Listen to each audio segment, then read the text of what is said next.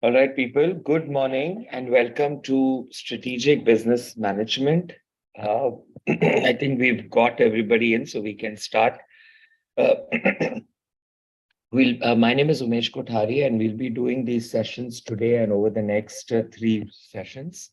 A couple of things. Kindly, it is a strategy course, so please generously contribute to class discussions. When you're talking, just get yourself a nice, undisturbed, quiet corner wherever you are, so that you can participate and contribute to the learnings. The best learnings are when interactions are happening. And since we've got this forum where we can do breakout rooms, we can do discussions, let's make the most of it. Yeah. Second, please keep your cameras on to the maximum time that you can, especially when you're making a contribution or talking. Much better to see a picture or a wall than to see a person in live and just to, discuss for a session of strategy.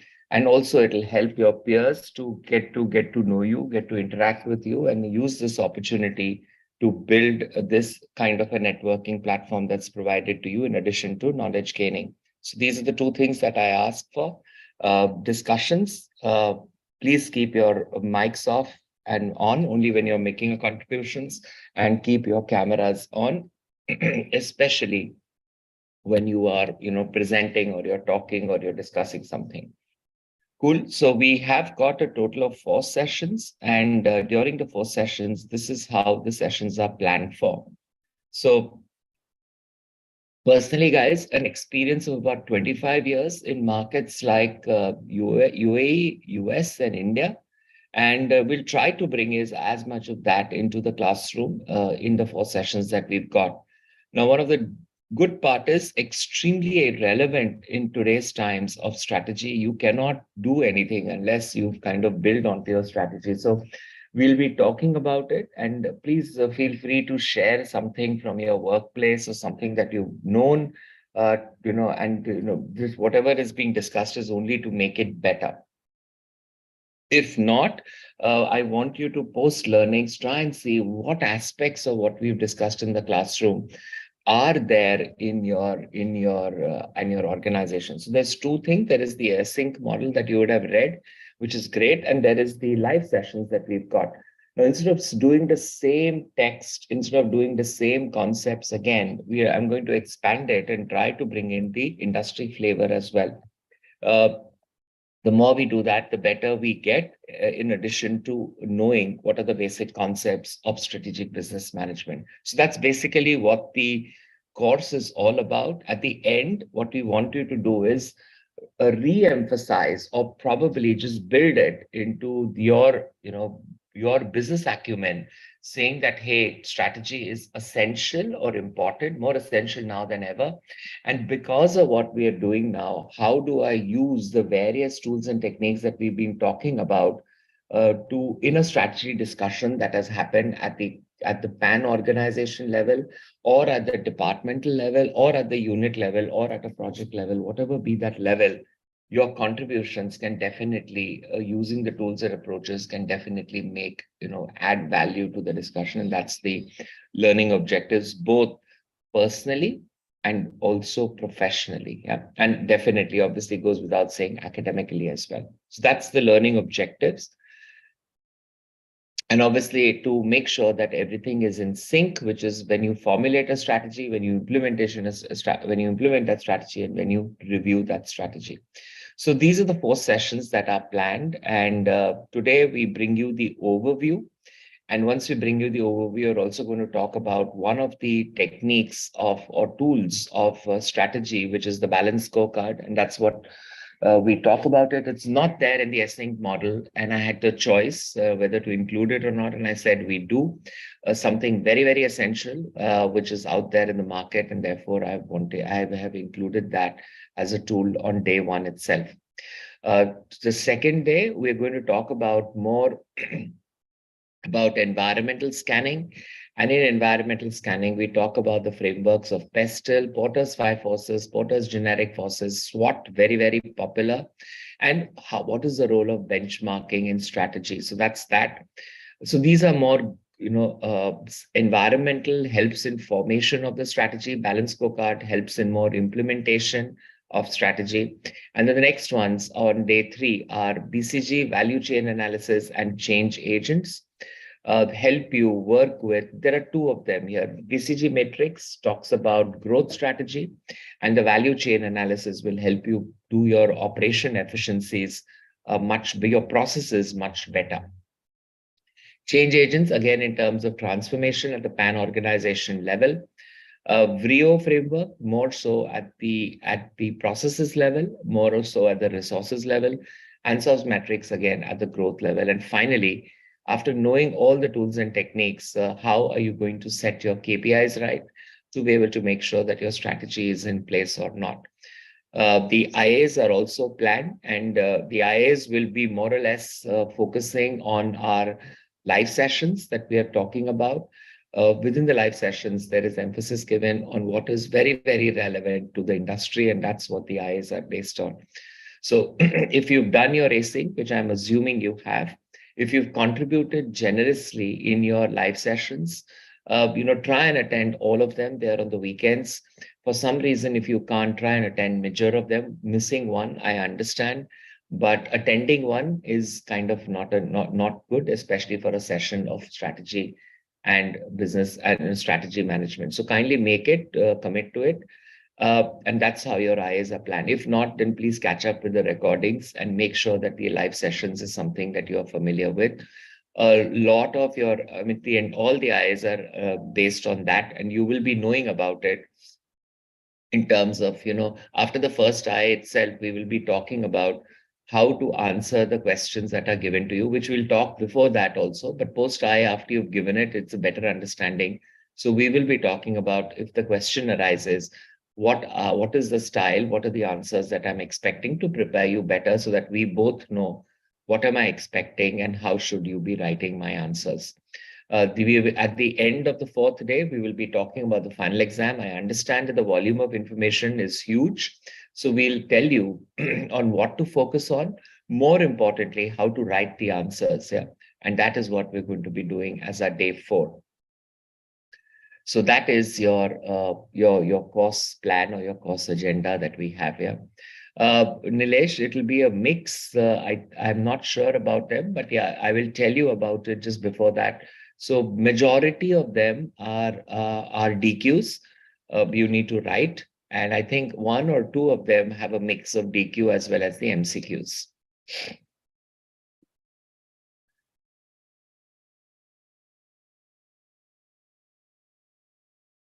So let's begin and start by asking or discussing what is your understanding of the term strategy?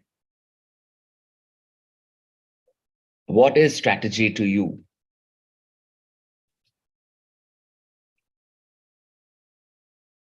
What do you think is strategy? Anybody?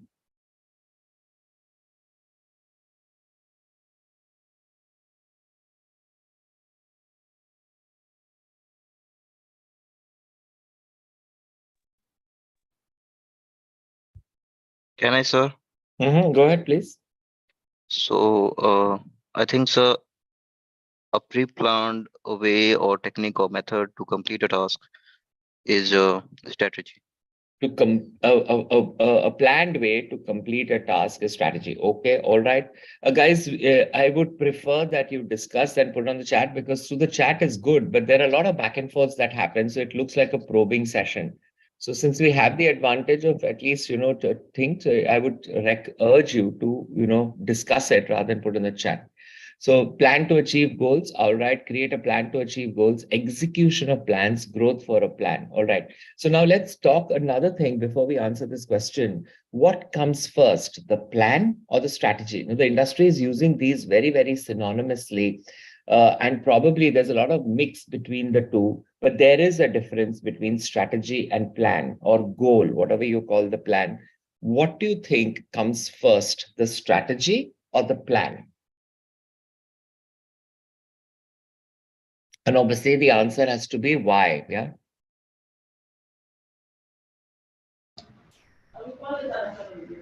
Yeah, hi, Shashi here.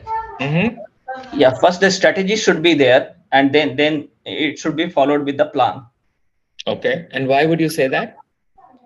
Uh, uh, we should not fit our strategy into the plan. It should be that first the strategy should be planned, should be there, that I'm going to do these things, and then to fulfill those activity we should plan. Okay. Vijay also says the same thing. Anybody saying plan first and then strategy? Or anybody else saying anything? Vijay, your views on why Sir? you say the same? Yes, there was somebody else who wanted to Yes, talk. sir. If you So if can you I want come to in here? speak, yeah, if you want to speak, just in case you're missed, please raise your hand, and I will definitely know that you need to be, I need to reach out to you. Yes, Nazneen, go ahead. Sure, sir. Thank you. Well, sir, I feel that strategy comes first because strategy is basis the facts and figures and the market scenario and what currently is happening in the market and companies' future plans. Future growth plans are considered in the strategy, and then accordingly the plan is made to Okay, all achieve right. the strategy. The plan is made to achieve the strategy. Okay, yes, Nilesh. Hi, sir. Good morning. Morning. Sir, actually, if we have some goal for our organization to reach there, we plans, maybe we have some strategy. And for execution of the strategy, we do some planning for a year, for quarter, and accordingly, we start execution. So have you understood what you said, or you've complicated matters more? No, sir, I mean, So what to reach comes first, the plan or the first strategy? strategy, sir. First The strategy. strategy. Okay, first Yes, sir. strategy. Okay. And for execution, we come up with some plans for execution of the strategy. Okay. All right. So all the three or four views that have come are all saying plan a strategy first and then the plan. Now, yes, Caravella, yes. Okay, I will call you P for today if that's okay. You said plan first. Why? Yes, Mr. KP. Yeah, sir. So I feel like multiple people will do the brainstorming. They will bring, they will present their own plans, and then the best out of that will be selected, and that we will be calling a strategy. That is calling a strategy. Yeah. Okay, anybody else? We can take one more and then we can wrap this discussion up.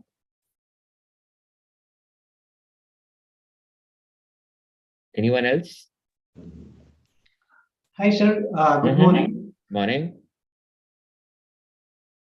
Yes, Subramanya. My name is Subhash.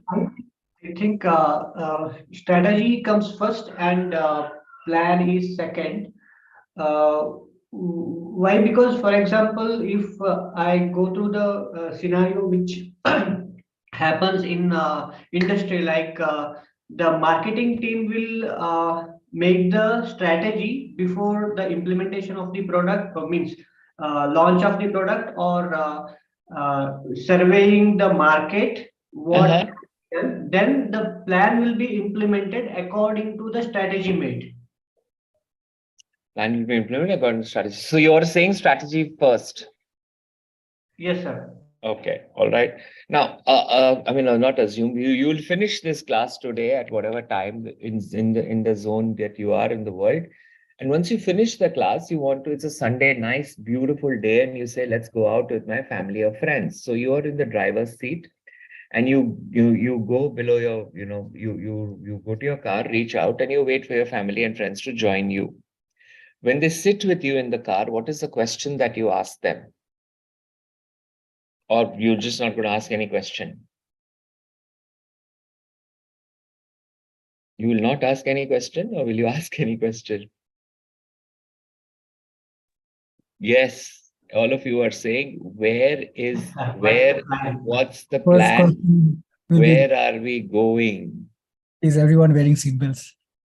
Is no, okay. After that, Rahul, what are you going to say? Let's go to the petrol station? No, you won't say that, right? No. Okay, so now assuming you've asked that question, where are we going? What's the plan? And everybody says whatever. Now, what are you going to do? So if you say whatever, some of you might just go to the parking lot, park your car and say, this is that whatever, because I've had tough day, too much, and I don't want to lose siesta time, so I want to sleep. Of course, you'll get what you'll get after that, but some of you will just start driving on the road and you arrive at a place and then everybody says, let's stop here. So that is one way of reaching that place. The other way is, let's go there and therefore go there. Between the two, what is a better way? Just drive and arrive at that place, or drive to arrive at that place?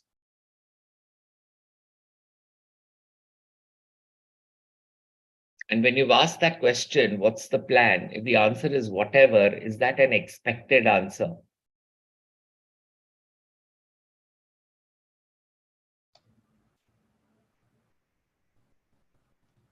Drive to arrive at that place, right? And so therefore, if somebody's saying whatever, let's go wherever, whatever, is that an answer which is expected? Absolutely not. Oh, Vijay says yes. So why are you expecting that answer, Vijay?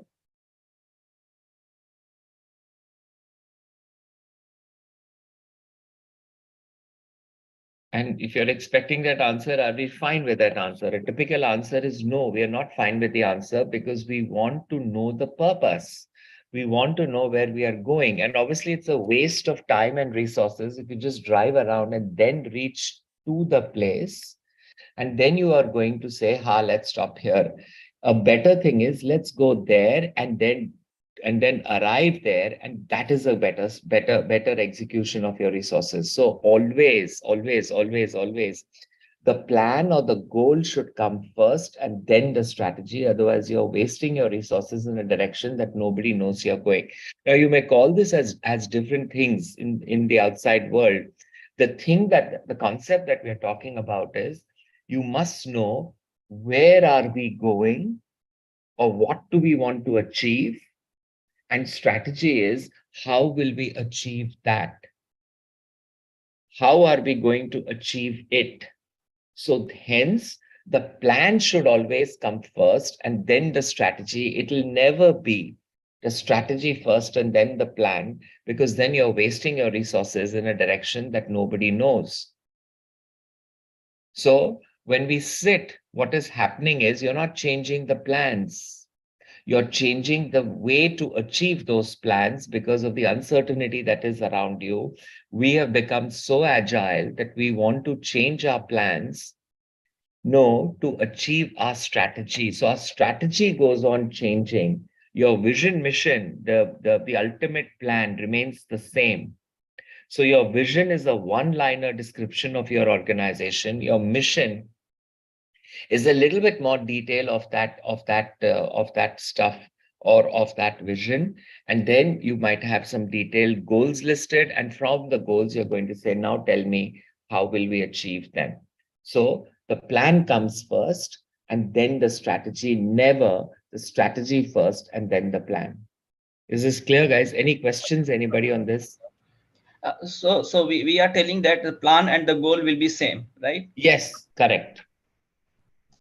Yeah, or purpose, whatever we calling the term. So I don't want you to change the terms, which is okay. I want you to go with the thinking of saying, what do we want to achieve? And then the strategy of how will we achieve it. So the how will we achieve it is the strategy. Is this clear, guys? Now, strategy is one such thing where it is the most used word at the workplace and the most abused word at work, word at the workplace also. So if everything goes good, it is because of senior management. But if everything is not going good, it is because of a poor strategy crafted by the person who's in charge of strategy. Now, earlier, strategy would directly report into the CEO. But today, strategy is reporting to the CEO through the CFO. Not the best one, but it's better than reporting to operations or marketing. So, in a sense, the CFO has the brakes as well as the accelerator to be able to push the organization forward. And hence, it is essential that you understand what are you achieving to prepare your actions accordingly. Right? So what comes first, guys? The plan or the strategy?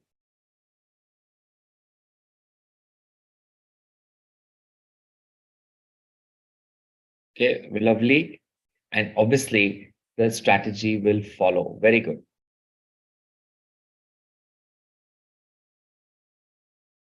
So that is what we are talking about, strategy, and that is how to reach the goal.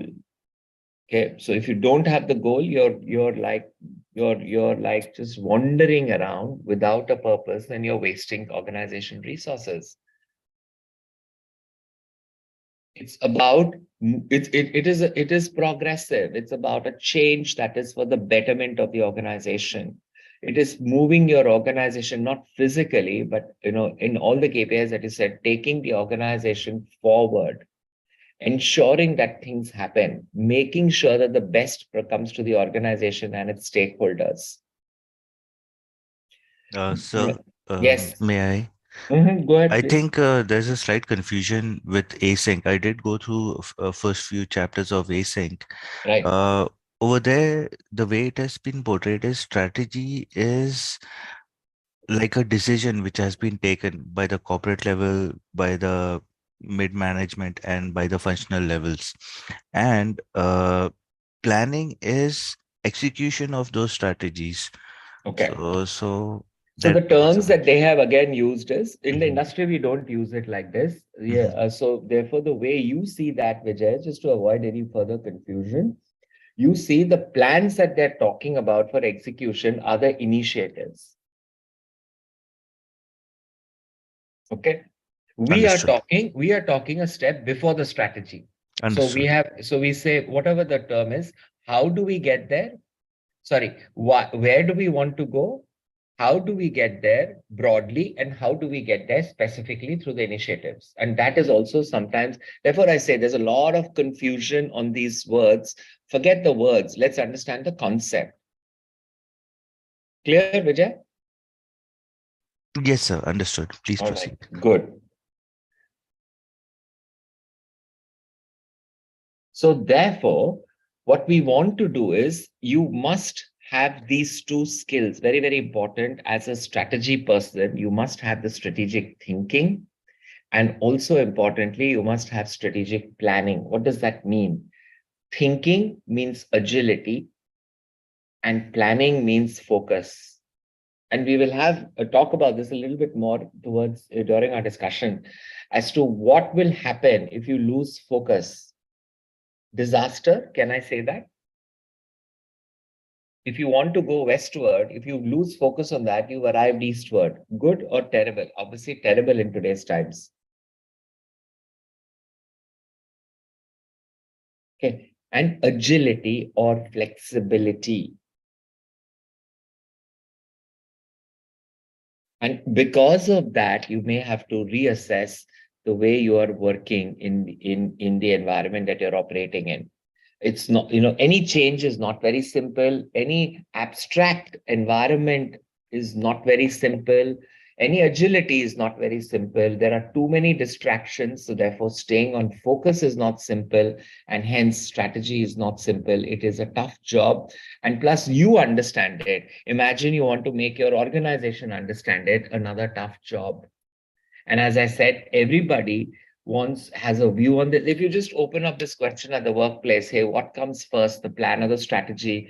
You'll get much different views than probably what we have, but in a similar path that we discussed, and then try to explain it to them with the words. It's going to lead to a discussion which has never ended. So forget the words, you should tell them and say, let's look at the concept, and then people understand it.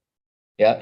And if you understand the concept, the words will just follow. But as I said, it is so much of a, and then it is so much of a confusion that it becomes very difficult to stay focused, because if the entire discussion is gone in defining plan and strategy, where are the initiatives that you're going to discuss, and where is the review that you're going to conduct? And therefore it gets into a zone that you don't want. Okay, now let's try and understand how many of you procrastinate when decision making? You can raise your hand with that, please, if you do. How many of you delay with decision making?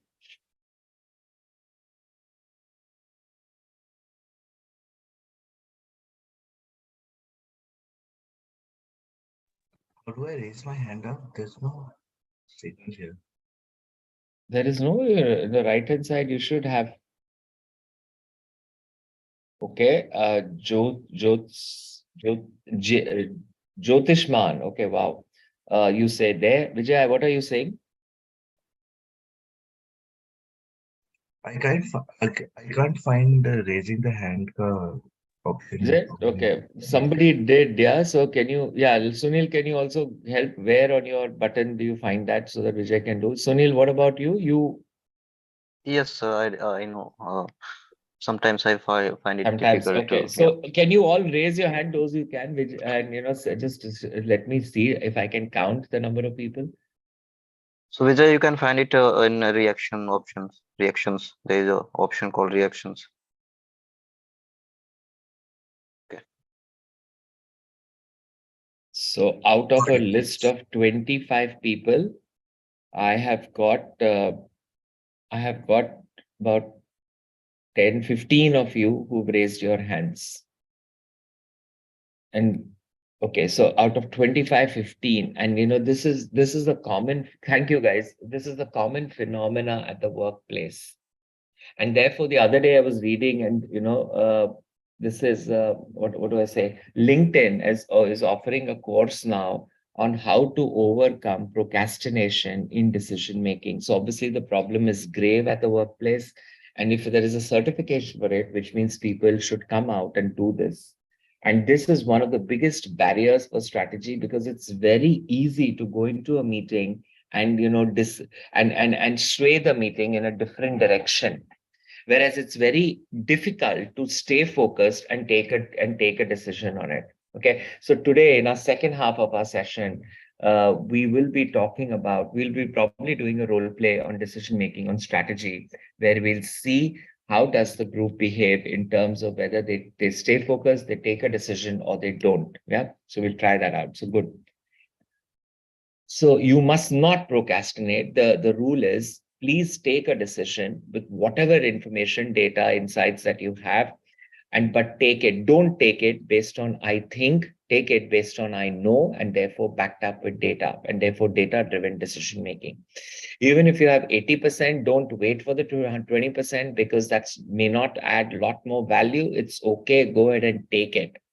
And if anybody is meandering or delaying a decision making, you politely get the meeting back onto focus and try and take the decision. And the problem is if you don't take it, if you delay it, the markets are so volatile that today's thing may change tomorrow, number one. Number two, your competitor might get in, grab the opportunity, and before you do something, it's going to be very, very late. So therefore, we talk that decision making as an example of agility. If your CEO takes 2 months to read a proposal, what agility are we talking about in the organization? None. And hence, as managers and as a culture in the organization, let the required people, two things as you go up the ladder. One, take fewer decisions, and second, take faster decisions. And these are good signs of a successful manager.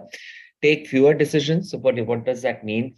Don't take decisions that you're comfortable taking. That means if it's not your job, don't waste time over it. Let other people take those decisions, including people below you, including people laterally, or including people above you. But the decisions that you should be taking, take those decisions. So fewer decisions and faster decisions. Yeah, that is something that you want to look into.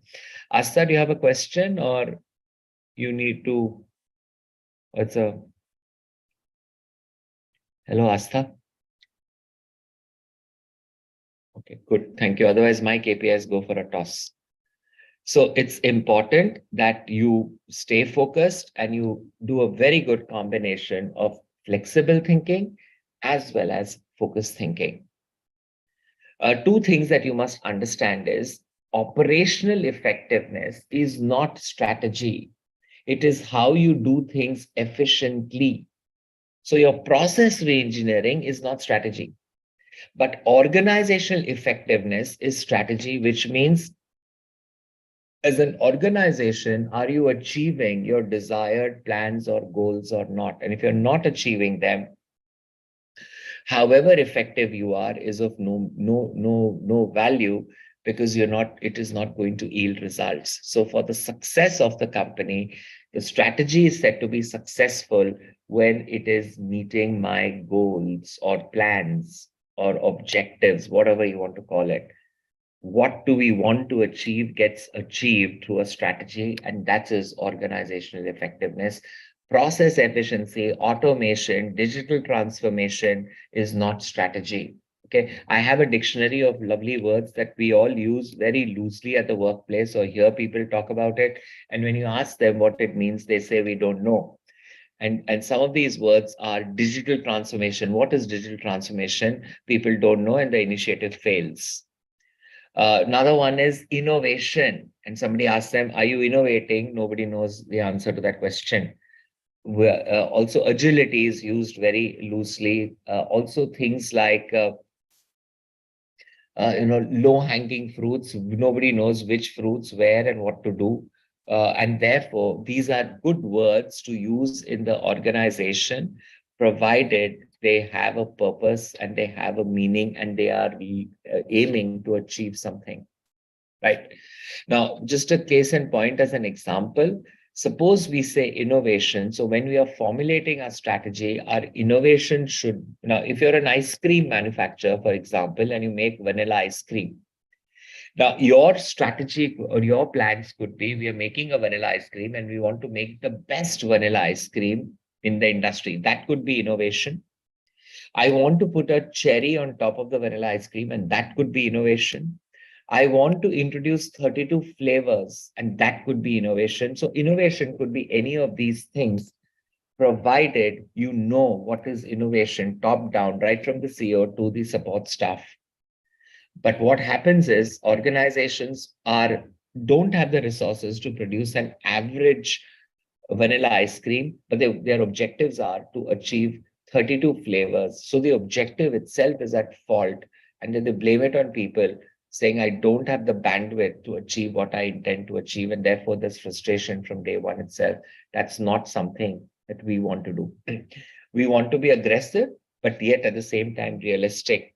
We don't want to be living in cuckoo's land without knowing our ground realities, and that is not something that we want to do. So the word collaborative actually means if marketing is stating a business objective, the operations guy needs to sit in and say, hey, we can't achieve this. Suppose they say we want to introduce or launch 65,000 credit cards.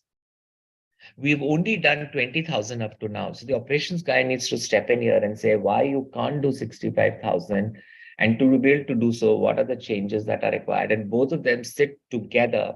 And what they then do is they say, let's try and understand what can be a realistic target. And therefore, target setting is also a joint responsibility of the operations team. Okay, and that is a change that we've seen at the workplace, and that is the real meaning of the term collaborative.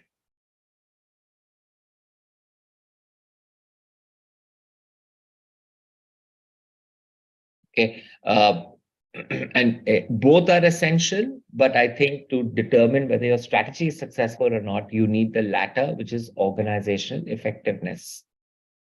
A very popular, quote that is used in strategy quite a lot is the David versus Goliath story. What we're trying to say here through this story is, if you're a small player in a big, large, fragmented, competitive environment, do not get overwhelmed with a large, giant competitor. You can create your niche, you can create your goals, and you can fight the competitor as well. And there are many examples. The Tesla example is a classic one, from nowhere to somewhere. Forget the leader now, but from nowhere to somewhere. And they've kind of changed the rules of the game in the automotive sector, as a result of which the brand itself has grown by about 200% in its brand value in 21-22. And that is remarkable for the brand itself. Apple, for instance, has remained on the top. From nowhere, it appeared in 2010. And I'll show you that story. From nowhere, it appeared in 2010.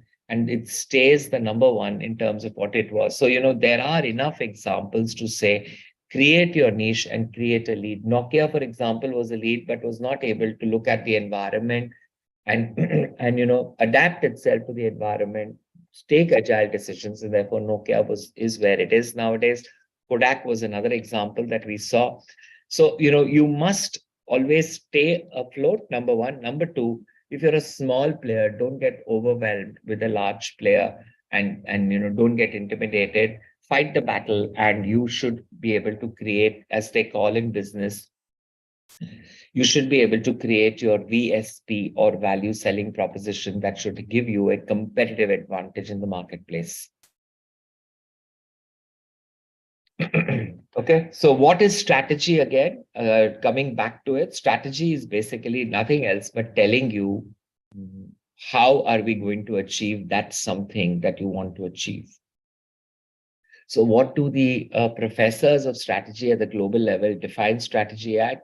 So Professor Chandler defines strategy as deciding long-term objectives, adopting the course of action, and allocating resources. So determining long-term goals and objectives. So the plan comes first, and then adopting course of action, then the strategy, and obviously then the implementation with regards to the allocation of resources to be able to achieve those goals. Again, reinforces that the goals or the plans come before the strategy. Another definition by Professor Roomlet, and what he says is it contains the three elements. One is a current understanding of where you are. You must have a very good understanding of where you are currently. And this could be also driven by the environment in which you're operating, and understanding of that environment. The second one is a guiding policy, or your goals or plans. And the third one is, what actions are you going to take to achieve those plans? So therefore, three clearly states that strategy is going to be laid out to achieve the plan. Okay, so if there is no two, there is no 3, or it's a waste of 3 if there is no 2. Again, reinforces the plan before the strategy. So strategy helps you answer the how question, as we said, and this helps you achieve your goals, your initiatives, and your controls in terms of whether you're in the right path or not. The process of strategy is as follows, and we'll be more or less following this. So the first is your current analysis, and these techniques is what we want to discuss in our next session in terms of the environmental scan. So PESTEL and SWOT, extremely essential tools now as you sit to talk about your strategy. There is so much happening in the PESTEL environment that you want to consider it, and you cannot just avoid it. Just as an example, guys, there are lots of stories that happen in the last 1 week in the world around us. I mean, there are lots. We can spend a whole session, but let's come up with 5 or 6 key stories that we want to talk as part of our discussion today. Any 5 or key stories that we have heard in the last 1 week? Absolutely. The Silicon Valley collapse that happened, and the bank's commercial unit was bought out by HSBC. Okay, that's one. Nilesh, that's not a global story. So Heidelberg has been an old episode, not right now. In the last 1 week is what I'm saying. So yes, SVB, Silicon Valley Bank is what I'm talking about. Anything else?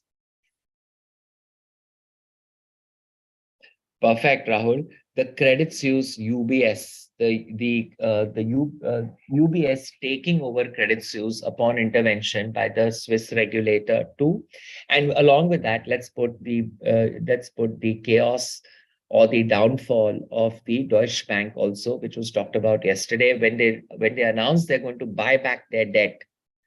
Everybody has raised concerns at the global markets. It's a positive sign, but there's more to come. So we'll see why was this sentiment taken negatively. So Deutsche Bank under fears, and that is my second. I mean, adding to this story, that's my second one. Anything else?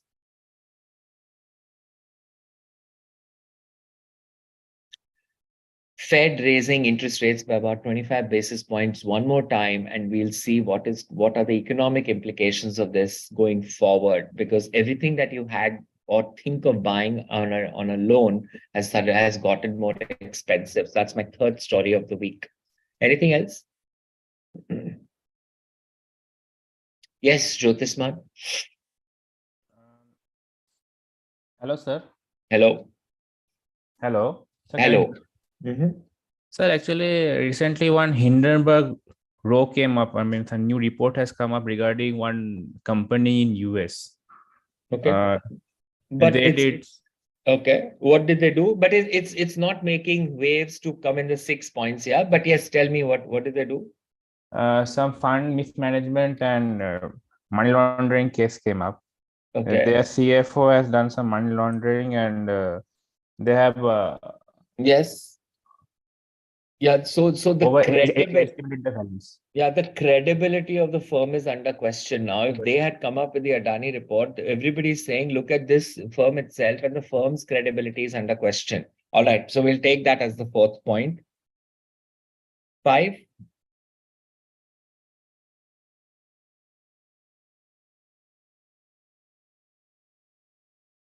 Guys, what happened at the political setup? China coming up in the political zone to act as a facilitator between Russia and Ukraine, and signed up some trade deals. And the West is accusing the country of supplying nuclear arms to the Russian counterpart. So that's another big story to wait and watch and see how it unfolds over the next few weeks. That's my fifth story. Absolutely, job cuts, technology giants further reducing jobs. Accenture, the latest in the fray yesterday, and they've cut some 1,000 jobs because of some technological, disruption. They were not able to invest, and therefore they're not able to, hold on those people. So that's my sixth story. On the lighter side, the media mogul of Mr. Murdoch, as they call him, 92 years of age, got remarried for the fifth time, and this is creating a lot of buzz with the event management company to increase their target audience to 60 years plus and above. So that's my sixth story of the week. And anything else?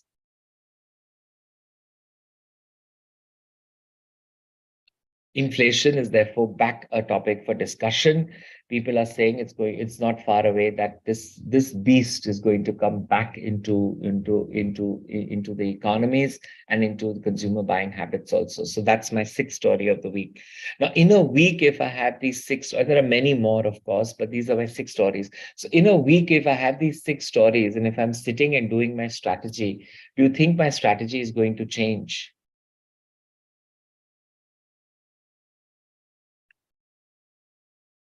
Oh, absolutely, right. What if, I mean, if you're looking at all this and if your strategy is not going, supply chain issues still on the, on the sensitive part. So with all these still happening, my strategy will change.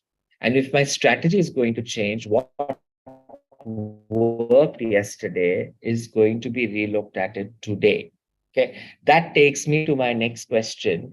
How would you define a long-term period today? What time period is a long term? What is a long term, firstly?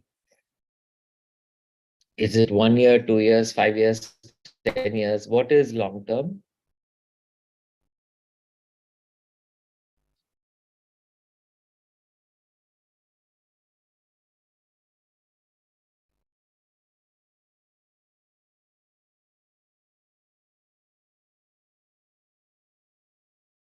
Yes, more than a year. Okay, fine.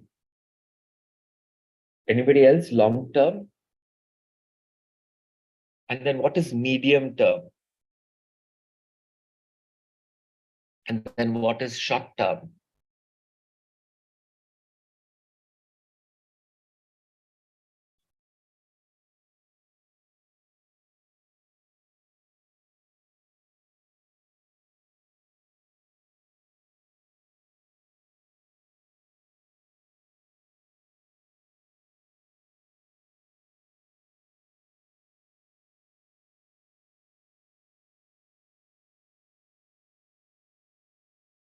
Okay.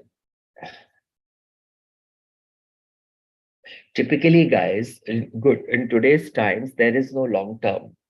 Earlier, long term used to be 3 years, 5 years, even 7 years. Today, there is no long term. The max long term is 1 year when you sit and plan for the year. Medium term is 3 months to 1 year.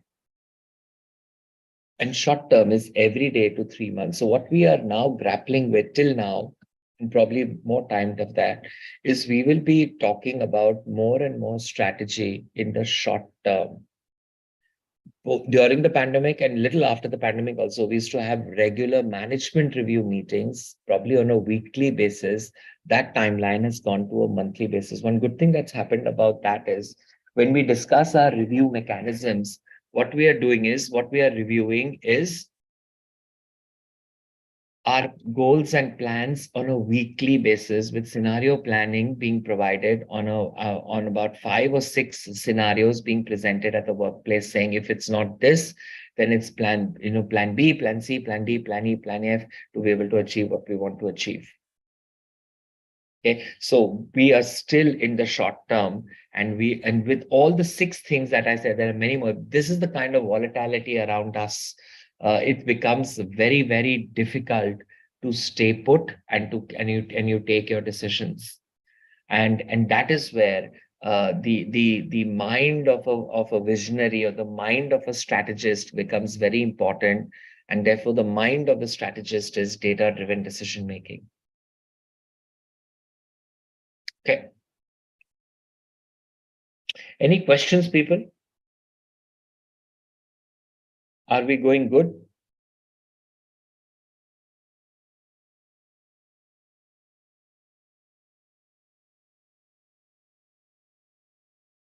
Yeah, I assume so. So let's move on.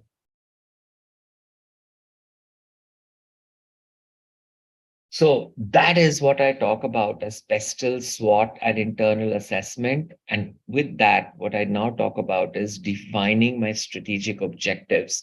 So when I define my strategic objectives, I now want to know for my plans, how will I achieve my strategic objectives? I will be creating a balanced scorecard to make sure that I give all actions to all the units within the organization.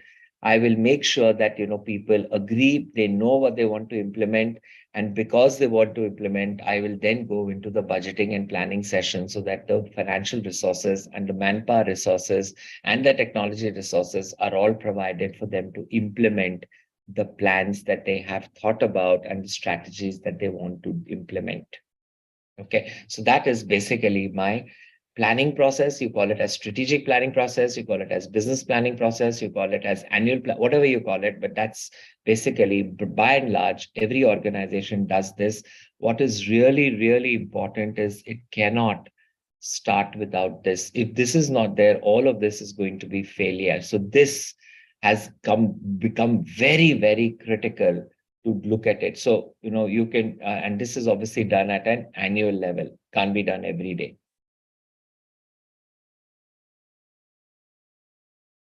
So this is important. While planning is good, why you have to take a decision, and that's where procrastination becomes essential, and you don't want to take or make a decision otherwise.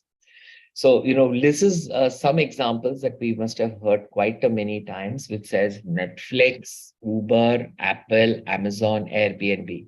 And they created a technology disruption or a digital disruption in the market.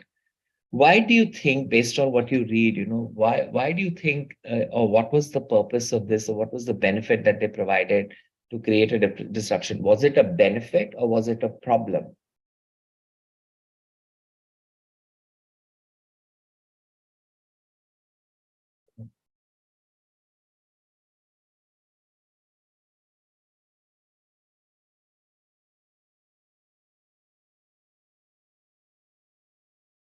Was it a benefit or was it a problem? What is your view on this?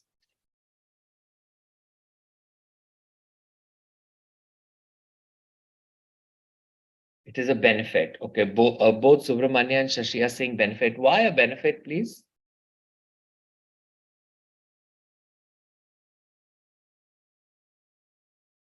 Why is it a benefit, please?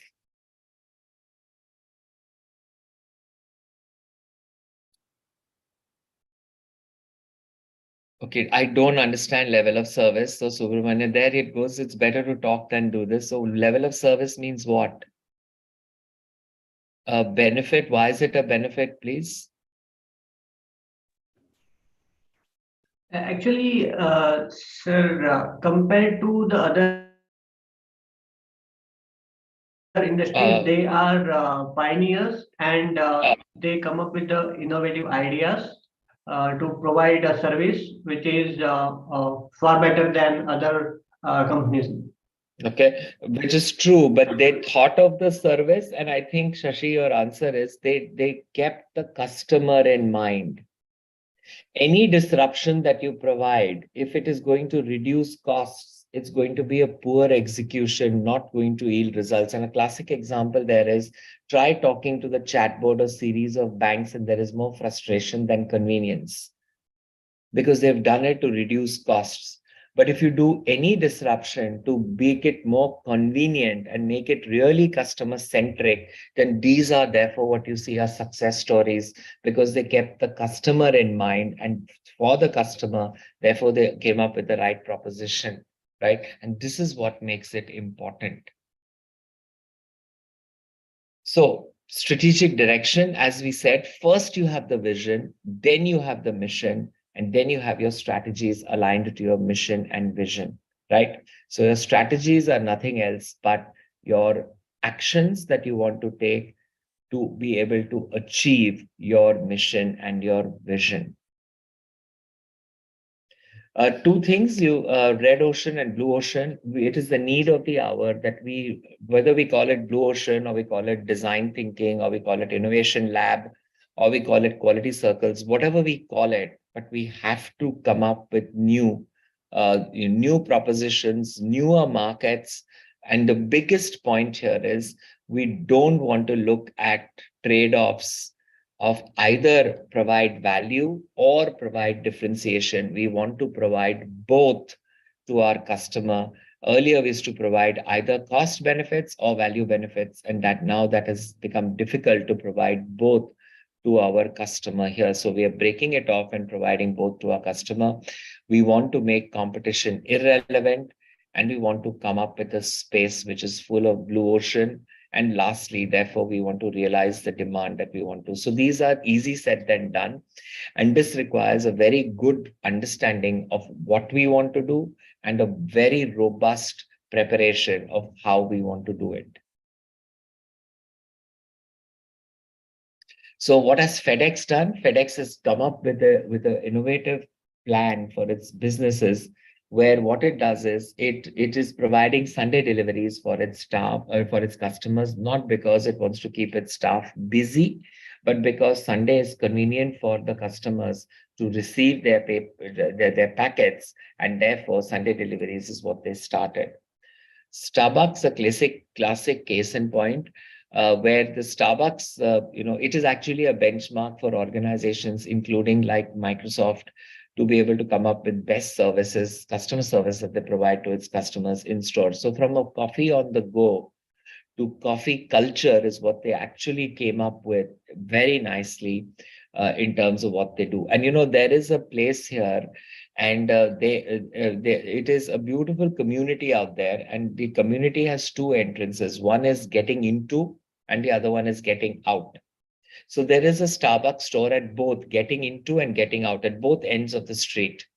And when asked what was the need to have these two Starbucks at both ends of the street, and what they said was, one is when you go to work, so the menu is accordingly, and one is when you come back from work and your atmosphere is according. And that's how they are appealing to the need of the customer during the time of day through their store offering.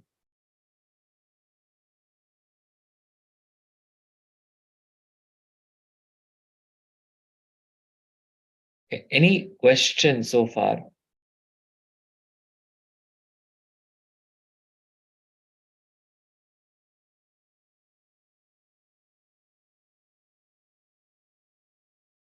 Good.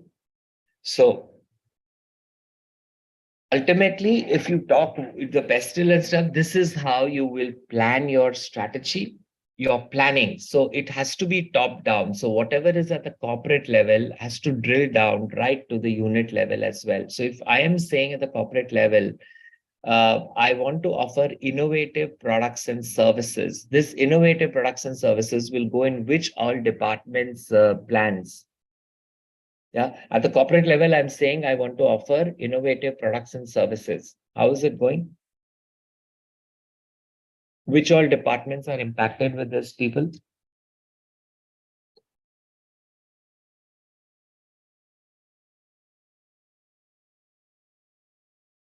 Innovative products and services.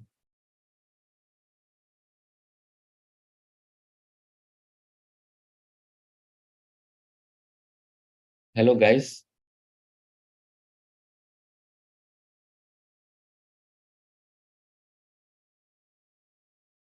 R&D, of course. What else? R&D and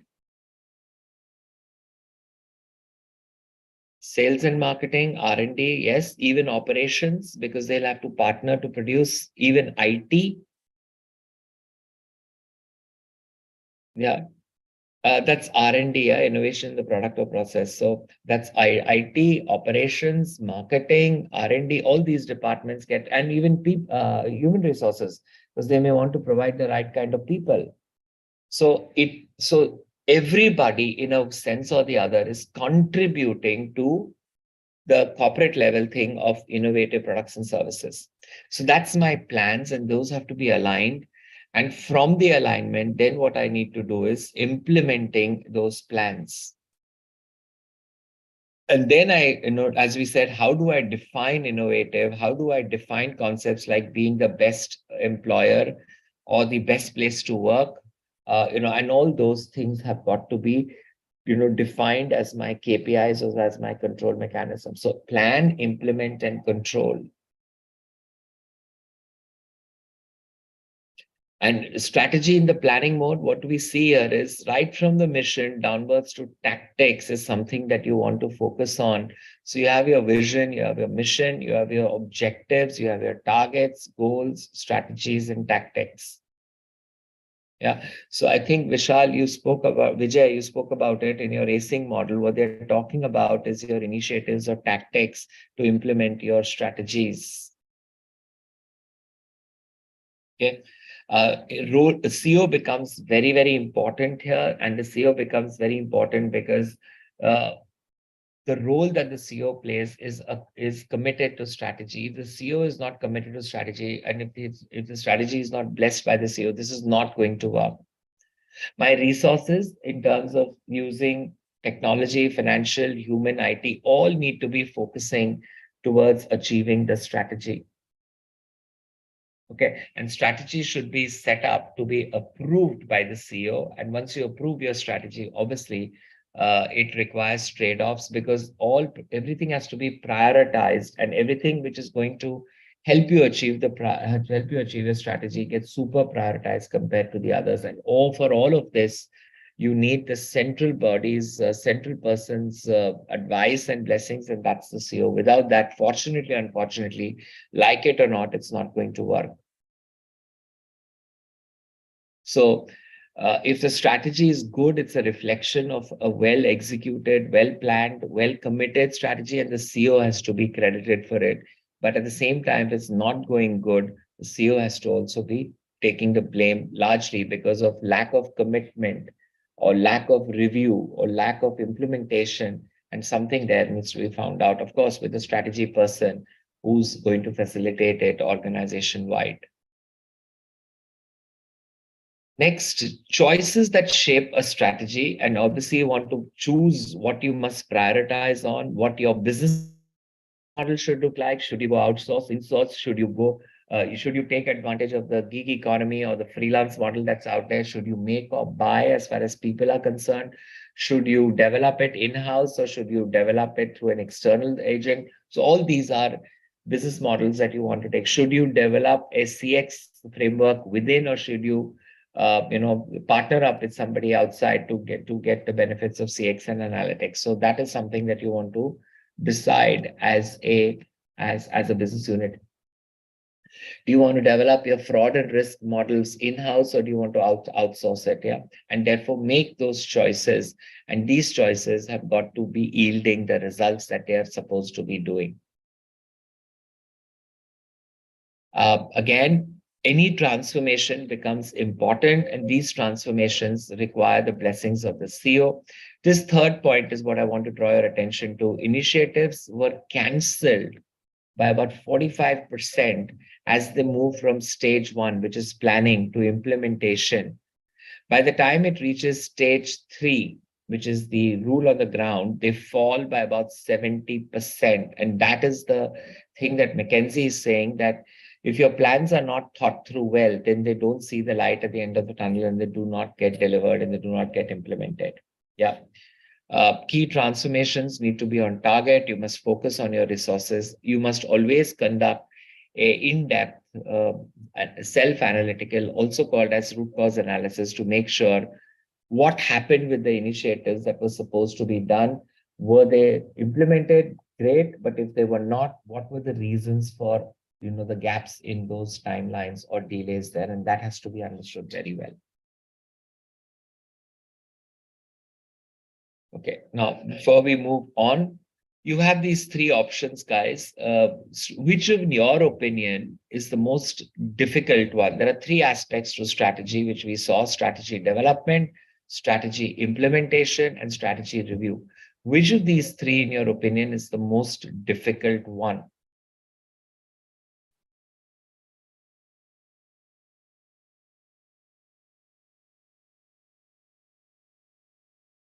Okay, Vibor says review, Dazin says implementation. Okay, we have, all right, okay. Implementation. So more now for implementation, except one for review. Somebody says one. So can we have one argument for each? Those who are saying strategy development, why that is most important, please. One argument for that. Anybody? Not on the chat, but you need to speak up. One argument for somebody who said strategy development. That's point number one. And I think that was, I look at the results. Shashi, you said it so far, so can we hear it from you? And yeah, Shashi? Sorry, from my side, it is very soundy. People are beating their drums. Where So are you? In the middle of a music festival? no, I don't know what is happening, but Okay. some beating is there. Okay, so it will stop or it will stop after class?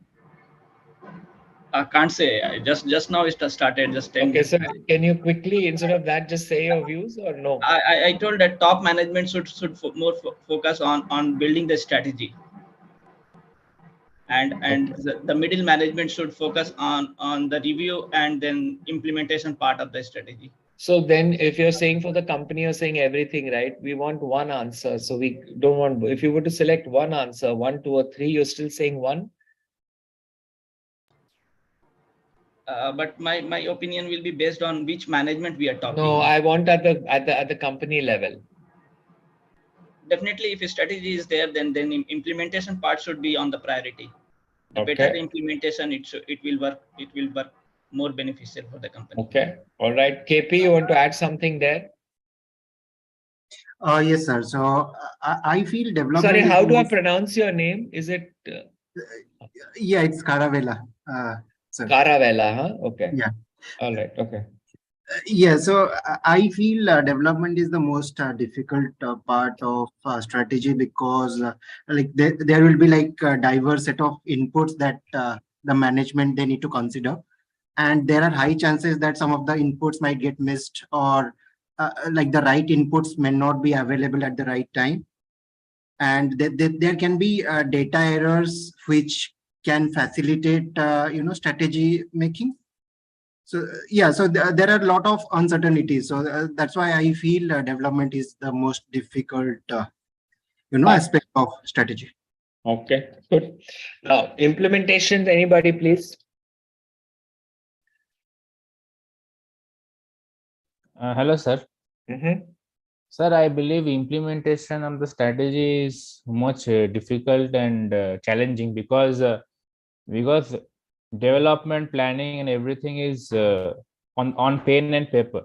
But when you go and implement the strategy, you will face a lot of hurdles and barriers which need to overcome in order to fulfill the goal. So implementation will be a little bit a tougher choice. Implementation will be a tougher choice. Okay, good. Review, last one. Yeah, so I would like to go. So for review, what I think, like implementation is something a person can apply any strategy, although they will be doing their homework, but there is no proven thing that it is going to be the correct strategy for them. So there has to be a reviewer who has to like verify it, and verifying a strategy is actually a very tough job. According to me, being a coder, reviewing others' code, I think reviewing is the best choice. It's the toughest part. Yeah. Yeah, because because there is a coder, it's very difficult to find a loophole. Yeah. Okay. So that's my choice. Yeah, that's your choice. All right, fine. Yes, Nazneen. Hello. So yes, sir. So actually, I had a second opinion to what Nico just said. Well, while review is the most important step, it is definitely a very important step. Otherwise, you don't have a roadmap. No one is there to check on you and tell you you're going wrong, etc. While that is the most important, the most difficult, like you asked, in my opinion, is number 2, which is implementation. Okay. All right. And why? Because, Nazneen? Because I will agree to somebody who came on later and said that, earlier and said that it is on ground. So on ground implementation is much more difficult than making strategies and reviewing in a room, in a boardroom. Okay. So Good. that's my argument. Good. Yeah. Has it happened with any of us, or have you witnessed to happening it somewhere around you, saying, somebody comes and tells you or the person around you? Yes, Sunil, you want to add something? Yes, sir. So like you're asking for example, like I can share one example. In my company, there are a number of people they comes up with the new ideas and strategy to do a specific task or work.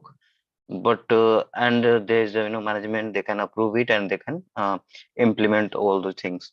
But the part that reviewer does, like to review those strategy and plans, if they are correct or not. So I think because in my company I have submitted many lean ideas and Six Sigma ideas, but they don't approve it because Okay. the reviewer don't approve it. So I think the most challenging part is to review. Okay, to review. And why does the review not approve it? Any reason? Is it deliberate or is it genuine? Sunil, your view. So sir, actually, any idea to do a task has to be uh, more focused on that work So, that should be. do you believe that the reviewer is not approving it deliberately or genuinely? uh no sir, they think like the idea doesn't work So, in in. your opinion, is it genuine or is it deliberate? What do you think? It's It's genuine, genuine. sir. All right. Okay, Yes. fine. Okay, that's what you feel. Okay, because in many organizations, people feel it's deliberate. Yes, All right. that Okay, is. fine. Good. Jyotisman, Hello, by any sir. chance, are Actually, you a I fortune believe teller? Just asking. in my phone. By any Yes, sir. chance, are you a fortune teller or no? No, sir, I'm not a Oh, fortune teller. it's just your name. Okay. That's my name. Okay. But actually, in my former company, which was a startup, actually, Okay. And develop therefore, the strategies. can't hear you. I think your voice is going. The Hello. hello, sir. Yeah. Sir, telling that in my former company, the development of the strategy was done at a higher up level, but the implementation of the strategy was given to me and some of my middle management people, and implementation was very difficult because higher ups will say like you do like that and you do like this and you show me the results, and when the result does not Right. come, I mean the top management. Right. And they will say that no, you do like that and show me the results, I want to see the results, and the result does not come, then they will start cursing you only. That's correct. So therefore, what is the most difficult? Implementation. Yes, to me it's implementation. Good. Yeah. Now, in many a times we hear this conversation or we hear this word saying, "Hey, just as an example, uh, you know, Vibhor, you want to implement this?" And Vibhor says, huh. Now, this expression comes up because the implementers are not asked to be a part of the planning session. So, if the planners are planning without knowing the ground realities, the implementers will actually suffer because just look at it. If you don't have a system, how can you produce the turnaround times that they are expecting for? And that becomes your plan saying we will differentiate based on turnaround times. When you don't even have a simple module to measure a longer turnaround time, how can you measure specifics? And if by the time you invest and get the results done, it's going to be a problem. Somebody says that customer satisfaction should be the best in class. Wow, but you don't have a mechanism to measure customer satisfaction as yet. By the time you implement it, it's going to be 6 months or 8 months, and you would have lost time on it. So it's always better to get your implementers as part of your planners, because otherwise the most difficult job for us is going to be implementation. And that's why the McKinsey data that you saw earlier, it is implementation which is the most challenging, because the easiest, in my opinion, is strategy formulation. So when you formulate your strategy, the implementers must be a part of your strategy. And at the same time, you discuss how are you going to come up with control measures. How will you measure it? And if you can't measure it, then don't put up that as a KPI for review, because it cannot be measured. So all three go in sync. Everything is 33% important, but implementation is slightly more important than the others. Implementation can actually lead you to make or break the strategy, and that's what's been happening at the globe around you. Strategies fail because they don't get implemented. They don't get implemented because there's a misfit or misconnect between the two, that is implementation and formulation. So ask your implementers to be a part of your strategy for it to work. Okay. So a technique that is going to help you to implement it, and that's called as the balanced scorecard. It is a very popular one developed by professors of Harvard Business Review of years ago, but still used largely in terms of what they want to do. So for example, it gives you a holistic view of the organization. There are 4 parameters to it: financial. So financial basically talks about the financial expectations, customer, internal processes, and learning and growth. Okay, so not that everything has to be 25% weightage when you do your KRAs or KPIs or objectives, but it should be about 20 to 30% depending on your roles and responsibilities, but still gives you a balanced perspective, because everybody in the organization, irrespective of their positions, must have financial perspectives, customer perspectives, process and learning and growth perspectives as part of their management by objectives.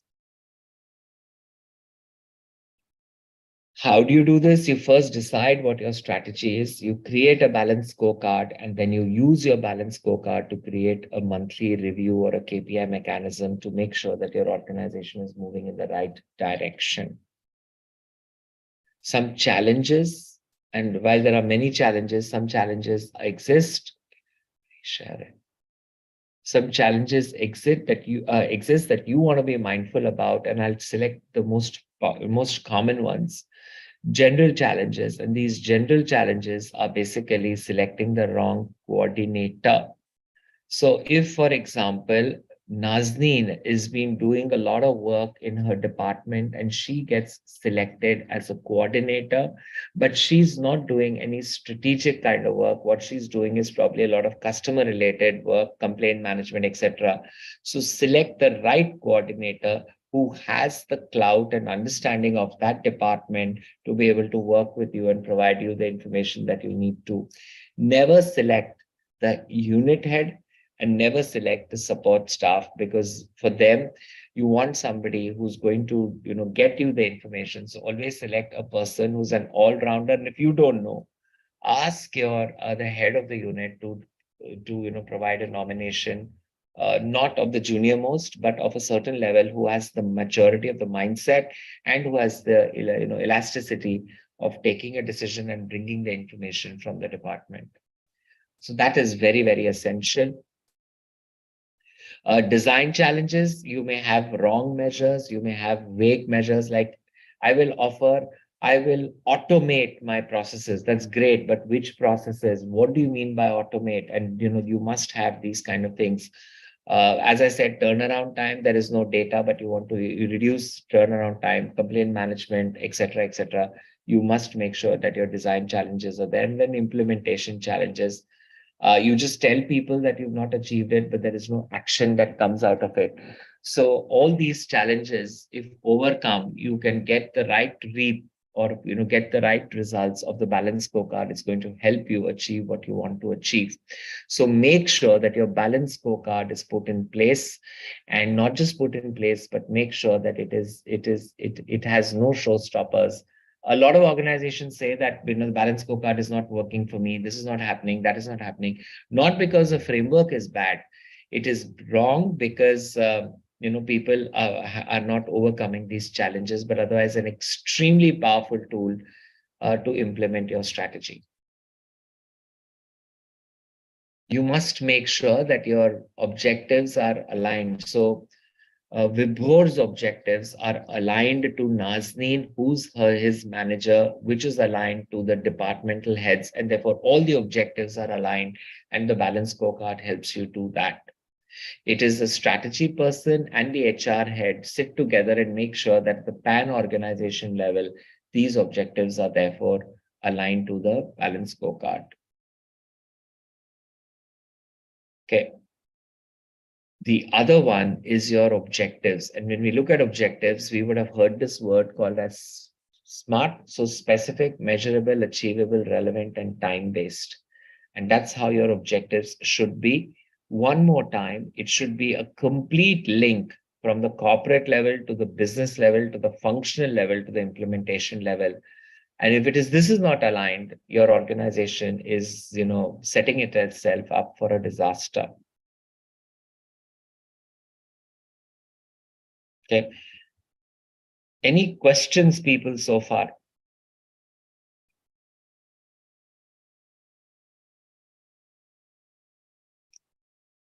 All right, good. So just a quick, comment or feedback rather. We've completed about an hour and 10 minutes or so. How was the session overall in terms of what we did in the last hour?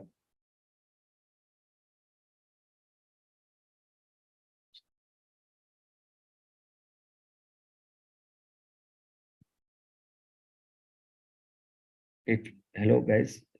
I thought you were there in the room. Great so far. So is it too fast, too slow, or just right? Number one.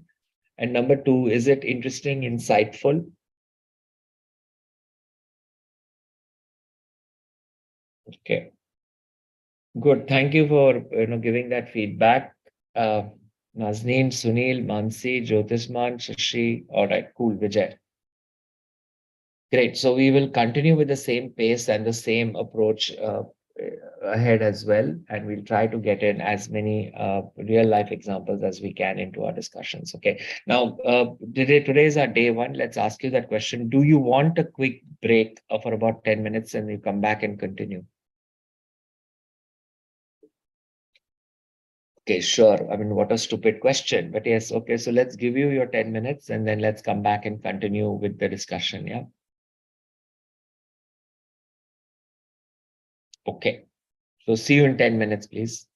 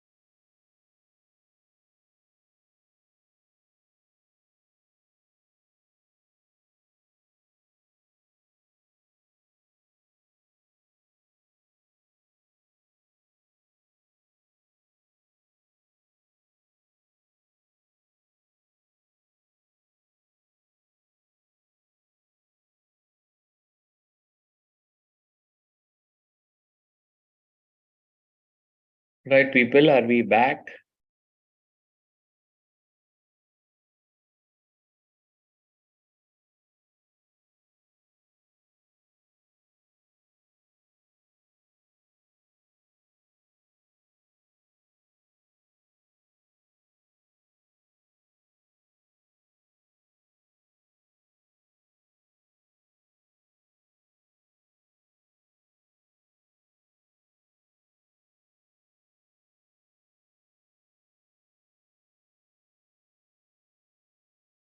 Okay.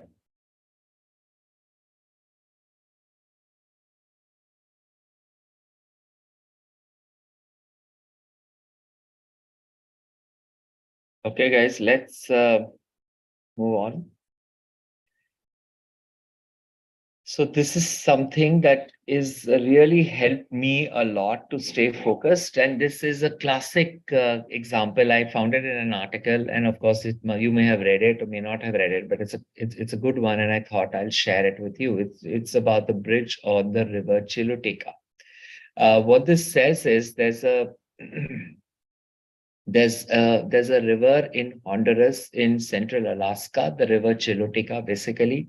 And this river, the government decided to build a bridge over the river way back in the mid 90s, and they wanted to ensure that it would, withstand the extreme weather conditions. Because of the weather conditions, people were not able to cross the river, and the river would have its own problems.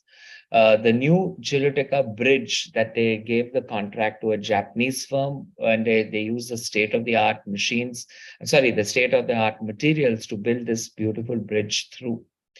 What happened that year, I think it was 96, 97, when the bridge was being built that very year, uh, there was a hurricane, and as a result of which a lot of rain had fallen in the mountains in a week, and as a result of which that led to a lot of devastation, including the river itself.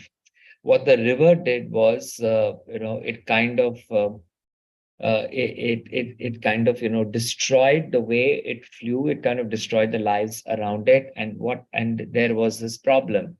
So as a result of what the river did, because of the hurricane and because of the sand and the silt, the river changed its course of direction. The bridge, instead of being built in a year's time, was built in about over a year, about 2 years actually. And at the end of the period, the river was built. The river changed its direction, and the bridge was built. Uh, where it stands. So the beautiful bridge that was built using all the resources, did it solve the problem? Obviously not, based on the picture that you see. The river has changed the course of direction, and the problem stays at as where it is. So what would you want to learn out of this is that, and the key learnings for me personally is that while you're implementing your strategy, do not get misguided or lose focus.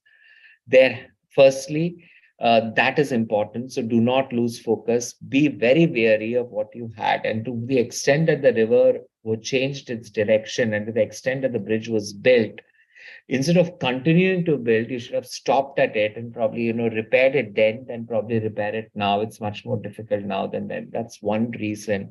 And the second one is your planning cannot get overshot. It has to end. It cannot be finishing in a 2-year time when you're supposed to finish it in a 1-year period. So do not change your plans. Be focused and come up with an alternative plan if your existing plan does not seem to work. Okay, so some strong lessons in strategy is what this example gives us. So just remember that focus, control, repair management are important when you're looking at the problem to be resolved through strategy. Okay, some barriers to strategy, and what are these barriers, and why doesn't implementation happen? Enough research has been happened globally, and we'll draw your attention to some of them. Harvard Business Review says 67% of well-formulated strategies fail because there is poor strategy execution. So that's implementation. McKinsey says 45% were only satisfied positively, 55% were therefore dissatisfied. Gartner says 65% of employees lack an understanding of their roles, and therefore they don't know why they're doing what they're doing. And almost every consultant is saying that the initiatives fail because people don't know what they're supposed to do. So all of these ultimately goes to say that your implementation focus is very important for your strategy to be successful. Yep. Taking these aspects into account, guys, we've seen that there are these barriers to strategy execution. And in the total, there are about 5 barriers. I mean, there are many, but these are the key ones that have been there with organizations. So execution is an afterthought. There is lack of accountability. Nobody knows who's supposed to do it, when, etc. Corporate culture acts as a barrier. Initiative overload, too many to too few people, and I don't know what I'm supposed to do or how my role contributes to strategy. Okay, now in the 5, just take a minute or so and just assume. You can assume or let's see how well you know your organization. What would the top 2 aspects be for your organization in terms of strategy execution, and what would these top 2 be, guys? You can put on the chat or you can tell me as you choose to do. But you want to, I mean, when I throw this open at a different product, somebody says, Umesh, it's very difficult to select 1 or 2, which is okay. But if you're forced to, what would those top 2 be?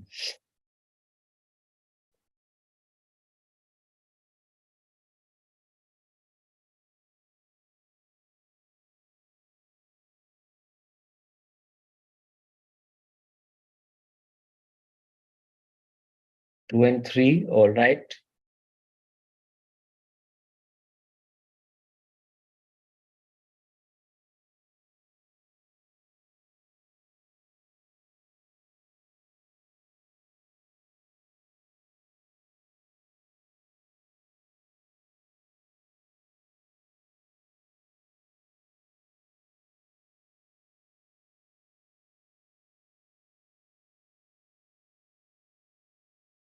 Two, okay.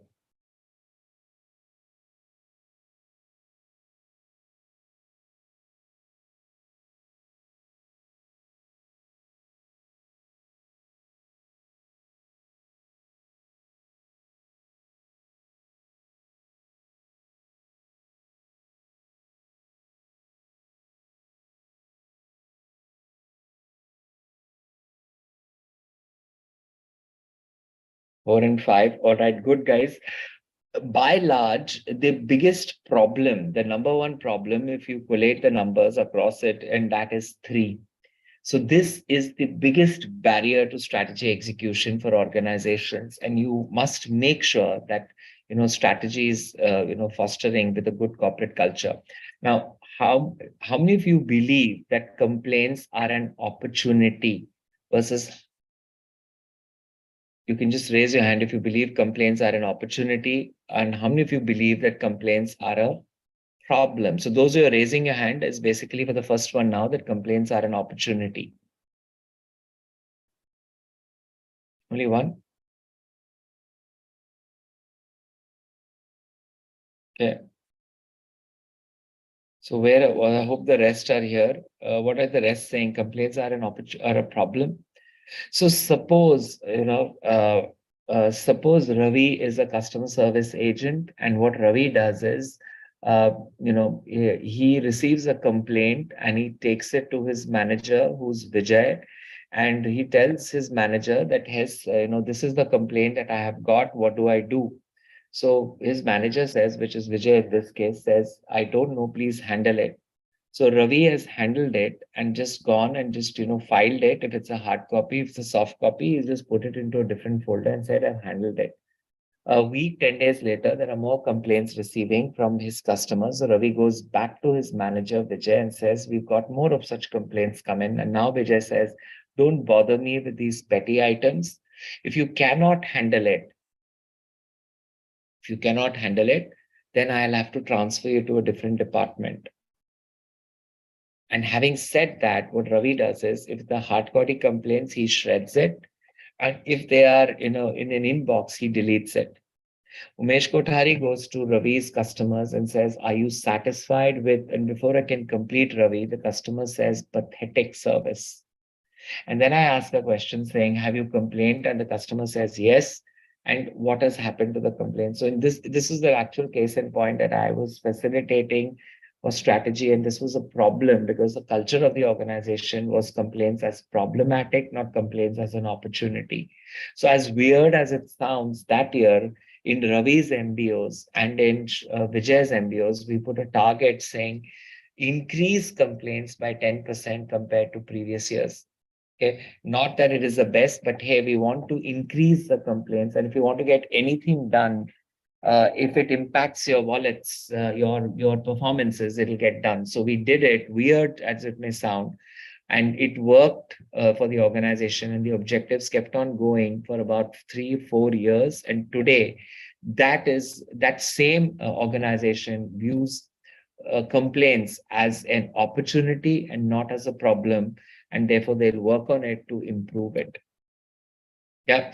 So corporate culture does act like an issue, and you must make sure that you're resolving it, because all good things, if there is no corporate culture, it's not going to work. Employee suggestion scheme. Yeah, let's do a quick one here. So with an employee suggestion scheme,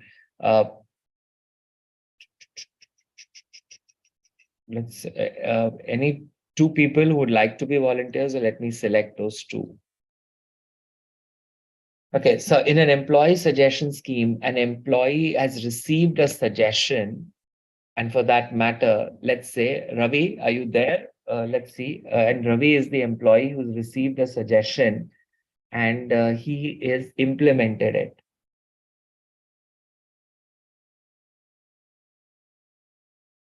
And Nazneen, you're his manager. What will you tell Ravi? Ravi, are you there? Yes. Perfect. So Yes. you've implemented a suggestion that you received from another employee at your workplace. And now, Nazneen, it's your department, your staff. Ravi has implemented it. So what will you tell Ravi after you find out that there's a suggestion that somebody else in the company has given and Ravi has implemented, whatever that suggestion is? What will you tell Ravi? So can you please tell him?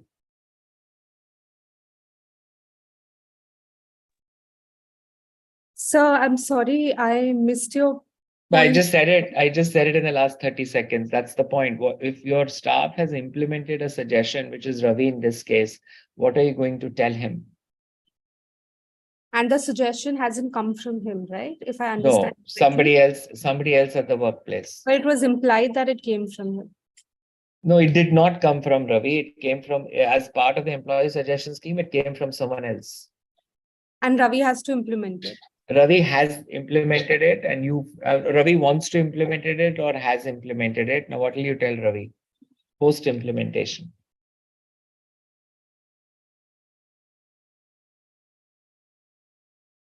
Well, I will review the No, he's suggestion. already implemented it. So now what do you want to do?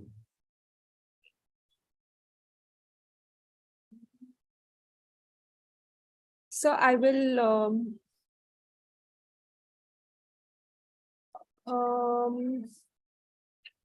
I'm sorry, I can't think of it right now, sir, but just off the bat, the efficiency of the implemented suggestion is also important.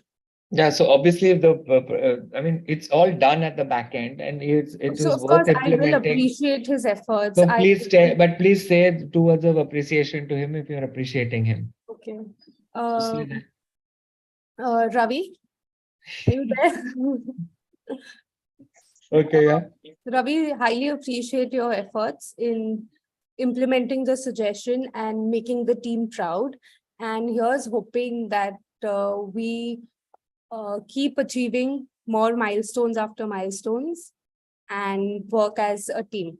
Okay, perfect. Very good. Thank you. So that is one scenario, Nazneen. The second scenario is you're not going to be appreciating. So now what will you tell him?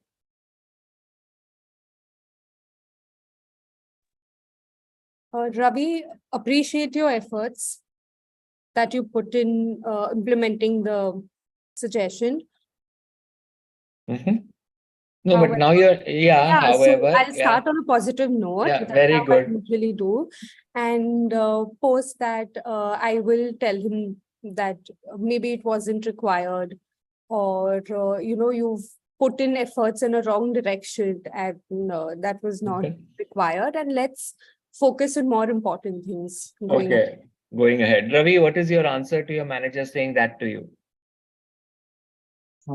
So basically, I was thinking in a different line, right here, because the suggestion in first place did not come from me, right? Okay, so I was thinking in those lines. Basically, what I would say to Nazin is, uh, so because the solution did not come from us in first place, so we will be doing more brainstorming within our processes, like uh, what more can be implemented to bring more efficiency within the process. We will try our best next time. Okay, Nazin, your answer to that? Thanks for taking my feedback positively. And But he forward, hasn't taken it. He said I had I to don't know. I think implement. his voice was echoing. I'm sorry, I didn't. Yeah, Ravi, I don't quite think catch. what have you said in a nutshell? Please, can you come closer to the mic and just give that last sentence? What have you said? I had to because it was a good suggestion. What did you say? Okay. So basically, the suggestion in first place did not come from us. Okay, it came from other person, not within the team. So we would brainstorm within the team, like what else can be implemented. No, but you've already implemented it, and post implementation, you've got this comment from your manager saying, we should focus on better and important things. Now, what is your answer to it? Yes, ma'am, or something else? Yeah. So yes. So what I was saying is like we will try our best in next time. That's it. So which means you're saying right now it's a mistake. It's not a mistake, but my thought process was like this suggestion did not come from within the team in first place. That's why Nazin is saying. We missed out. Yeah. Okay. So therefore, Nazin is saying let's focus on important things. And I actually I think that this was important, and because this was a suggestion from an external person, and I thought that this is important to bring in efficiency because it's coming from a person who has experienced not so good things from us. Okay, Nazin, your answer to that? Well, I do take your point, Ravi. It is important that we brainstorm before putting our efforts in a wrong direction. So each and every suggestion that comes our way, it's important we rate it, the urgency, the importance, how critical it is for us, and work as a team towards it going forward. Good. Yeah. Okay. So now Nazin is a very good, nice person. So she gave you a very nice positive stroke and advised you what you need to do. Suppose you had a manager which said something like, so Ravi, you've been working with us for the last 5 years in the department, and somebody else had to suggest this to you.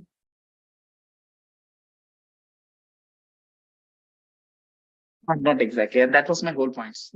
Yeah, but somebody else suggested and you implemented it. Why didn't you think of it all these years? And somebody else. So what is your answer to that question? And that's why I responded to that. Like we will have to brainstorm within the team more to contribute. Yeah, towards, but somebody outsider is coming and telling you what to do. Why? I mean, it would have been nice if you could have taken your job more seriously, Ravi? Yeah, I take my job seriously, but these are certain controls that I think fell to the gap. So now, if that is the kind of comment coming from your manager, next time there is a suggestion that's come in, which is great, which is implementable, which is desirous, which is required, what are you going to do, Ravi, to that suggestion? Will you implement it or will you not implement it?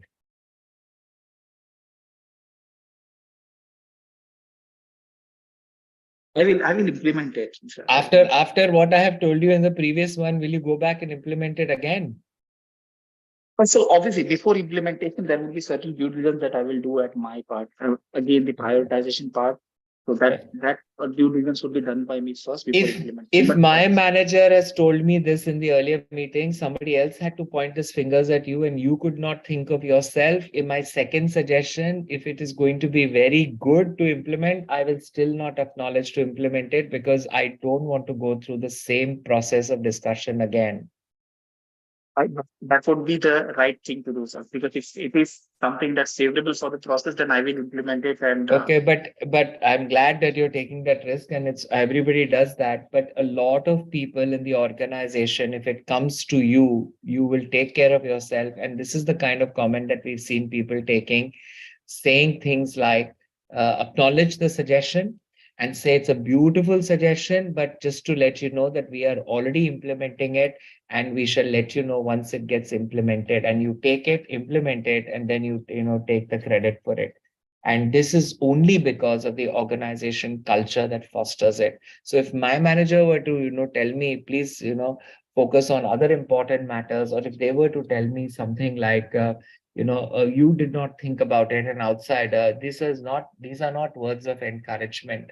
And if these are not words of encouragement, it's going to demotivate me as an employee to take the decisions based on the gold mine of innovation, and that is employee suggestion. So a lot of times, employee suggestion schemes fail, not because of the suggestion, but because of the culture in the organization. So it happened at Citibank.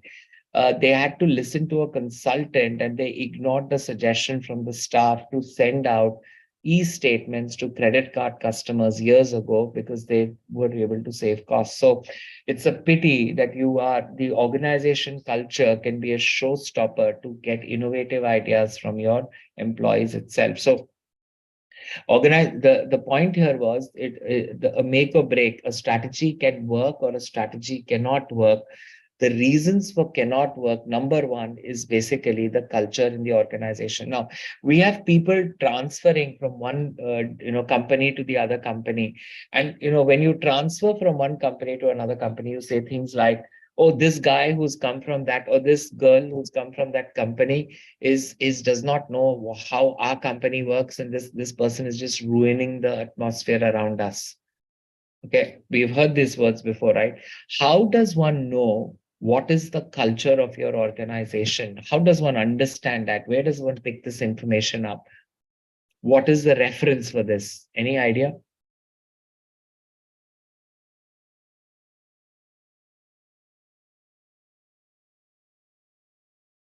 Where should I know what is the culture of the organization?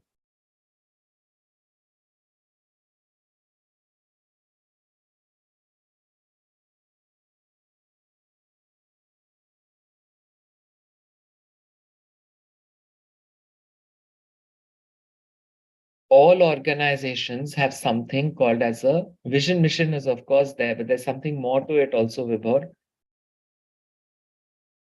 Values. Very well, Carvela. Values is the right answer. And you have core values for every organization. It's on every organization's website.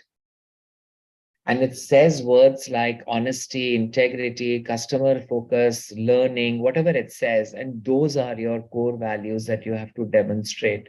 So, it's important that this forms the basis of your culture of the organization. And it is not only something which is good for the website, but it is something that you're practicing with what you do at your workplace. Yeah, and this is what you should make sure that every staff, every employee of the company religiously follows it. Okay, so that's your organization culture.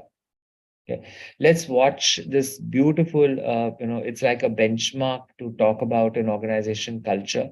This video is from a rapper of Southwest Airlines. You may have heard it.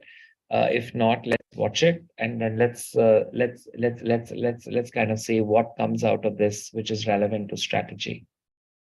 Good evening, folks. Welcome aboard Southwest Airlines Flight 372, service to Oklahoma City.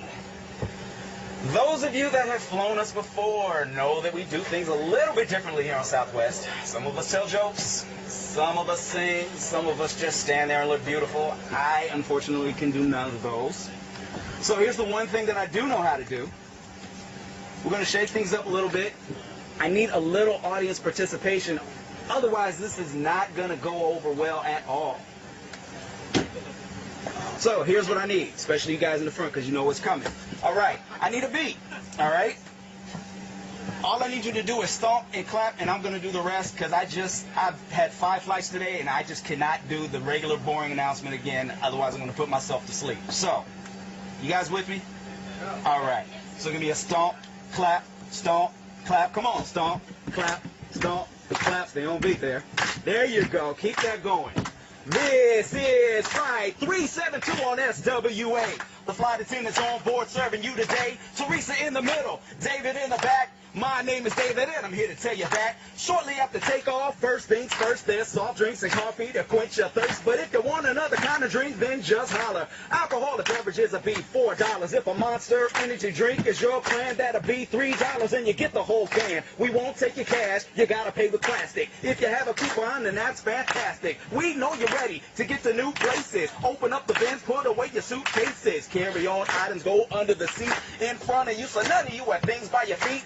If you have a seat on the road with the exit, we're gonna talk to you, so you might as well expect it. You gotta help evacuate in case we need you. If you don't want to, then we're gonna reseat you. Before we leave, our advice is put away your electronic devices. Fasten your seatbelt, then put your trays up. Press the button to make the seat back raise up. Sit back, relax, have a good time. It's almost time to go, so I'm done with the rhyme. Thank you for the fact that I wasn't ignored. This is Southwest Airlines. Welcome aboard.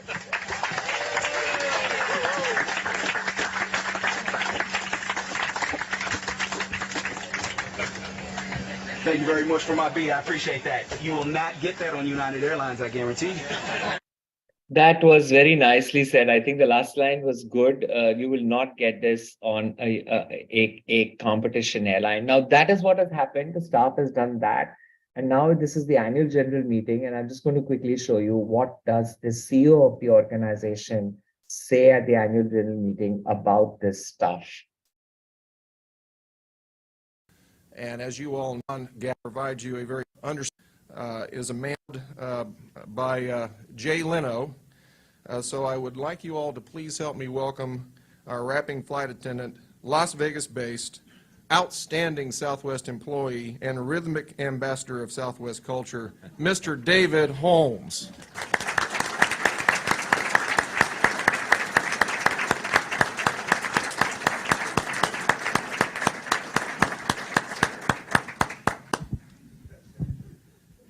Good morning. Wow, what a build-up, rhythmic ambassador. So I guess I got to kind of live up to that. So unfortunately, I'm going to have some audience participation here so I can do this right. So I just need 3 things from everybody in here. Could you stomp? Could you clap? And please stay on beat. I will take care of the rest. So let's get this going and see what happens. So give it to me. Stomp, clap, stomp, clap, stomp, clap. Very nice. Clap to the beat with the person beside you. The reason I'm here is to provide you with entertainment. That's understandable. We do this meeting every year. In other words, it's annual. We want to give you a more complete picture of Southwest results, so you get a mixture of non-GAAP results that'll be included in comments by management, not to be disputed. On the website, in case you haven't seen this, southwest.com for your convenience. Go to the section, Investor Relations. There you will find a reconciliation of these results from non-GAAP to GAAP. I bet you didn't know that you would hear it in a rap. Also included on the site is a description of factors that just might impact the statements you'll hear at this meeting. The forward-looking statements, and this bears repeating, forward-looking statements are things that have to be based on the company's goals and strategies, estimates, beliefs, and intentions for the future that we need to mention. Now that you heard everything that we told you, Southwest is glad that you're all shareholders. Here's Gary Kelly, the CEO. So grab the mic, Gary, because now it's your show.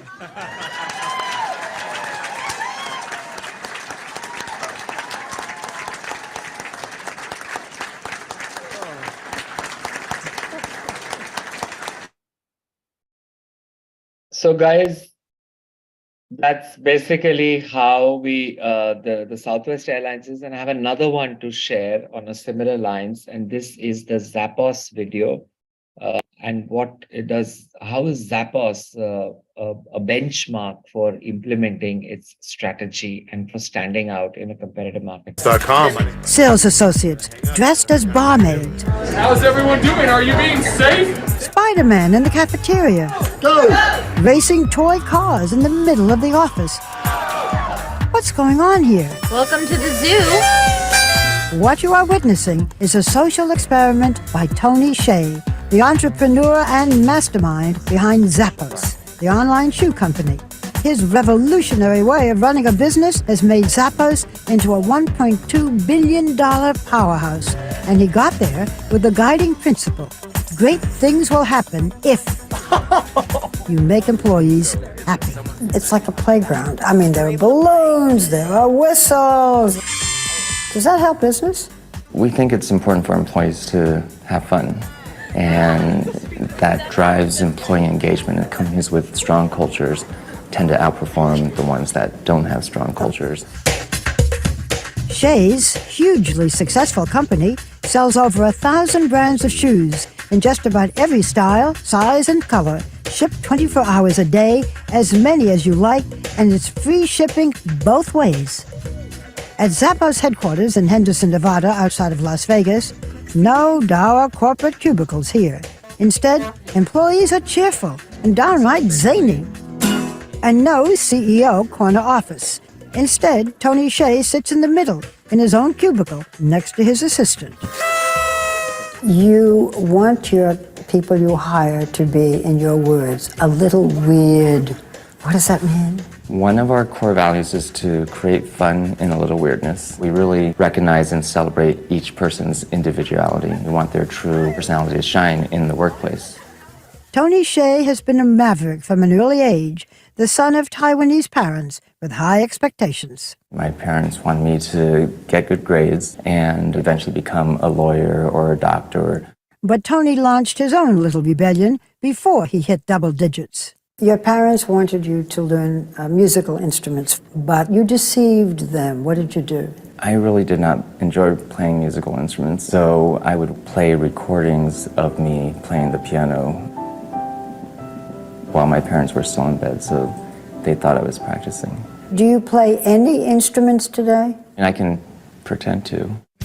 Hsieh began to show an instinct for business at just 9 years old. I had this idea of buying a lot of worms, and then I would grow my own, and then I could eventually sell worms. What happened? Maybe a week or two later, all the worms had escaped, so that was the end of my worm farm business. Good grades got him into all the top universities, but he went with his parents' choice, Harvard. You didn't go to any classes. How come you still got A's? Reading the material on my own or getting notes from friends. Is it true that one of your courses was Mandarin Chinese, but you already spoke Mandarin Chinese? Yes, it was first year Mandarin Chinese.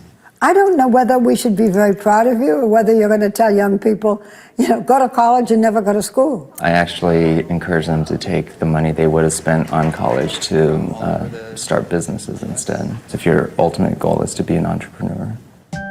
Not one to let college get in the way of commerce, Hsieh made fast money selling fast food. Got on the subway, went one stop, bought frozen McDonald's burgers, took a taxi back and cooked them and sold them to students. How much money did you make? $5,000 or $10,000. After graduating, Hsieh's first big move was launching an advertising website from his basement called Link Exchange. It grew quickly, but so did Tony's unhappiness. As it got more successful, that's when you didn't want to do it anymore. Why not? Wasn't a fun place to work at anymore. So you sold it. How much did you get when you sold Link Exchange? $265 million. He was set for life, but then someone approached him with the idea of selling shoes online. You said it sounded like the poster child of bad internet ideas. You were not interested in shoes. I'm actually still not interested in shoes. It was the most exciting business from a growth perspective, and I really like the people there. Hsieh jumped on board as CEO, and this time he would build his company differently. I definitely did not want to repeat the same mistake I had made at my previous company where the company culture just went downhill. If I was going to go into an office every day might as well go into an office with people I would choose to be around, not be around purely just for business reasons. Shay is evangelical about making sure his employees are happy, offering free food in the cafeteria, covering all medical benefits, and even supplying a life coach to help employees reach their goals. I just was accepted to the brand marketing internship. Oh, that is awesome. That is great. Congratulations. Fortune magazine named Zappos one of the top 10 companies to work for. There's some rowdy folks. Feel free to take pictures and video as we go around. And the business world is taking notice. Don't mind the silly string, folks. It's Superhero Week. Employees from other companies often show up at Zappos headquarters, taking tours and trying to understand what makes Zappos so successful, often with disbelief. I think they think we're nuts. I think people are generally afraid to allow employees to be themselves because then they feel like the power is taken away. It's really more than just a place to work. It's a lifestyle. Most Zappos employees, when they leave the office, leave to hang out with other Zappos employees. Not because we force them to, but because they actually choose to. After a decade, Zappos dominated the online shoe industry, and it's expanded into other products. In 2009, Amazon bought the company for $1.2 billion, but asked Shay to stay on as CEO. He agreed for a salary of just $36,000 a year. That's my way of making sure that I'm actually only there for my own happiness. I'm not staying for the money. Shay is not proprietary about how he runs his business. In fact, he put Zappos' recipe for success in a book called Delivering Happiness and went on tour to spread the word. Shay's next big project is to deliver happiness to downtown Las Vegas. We are in the Fremont East District right now. It's an area that most tourists don't know about. This is where the locals hang out, and there's a real sense of neighborhood and community here. His vision: revitalize the distressed downtown area into a high-tech hub, bringing in more jobs. What does success mean to you? The ultimate definition of success is you could lose everything that you have and truly be okay with it. Your happiness isn't based on external factors. Could you lose everything and be happy? I think that would actually be a fun challenge. Great, guys. Any quick takeaways from the two videos that you saw?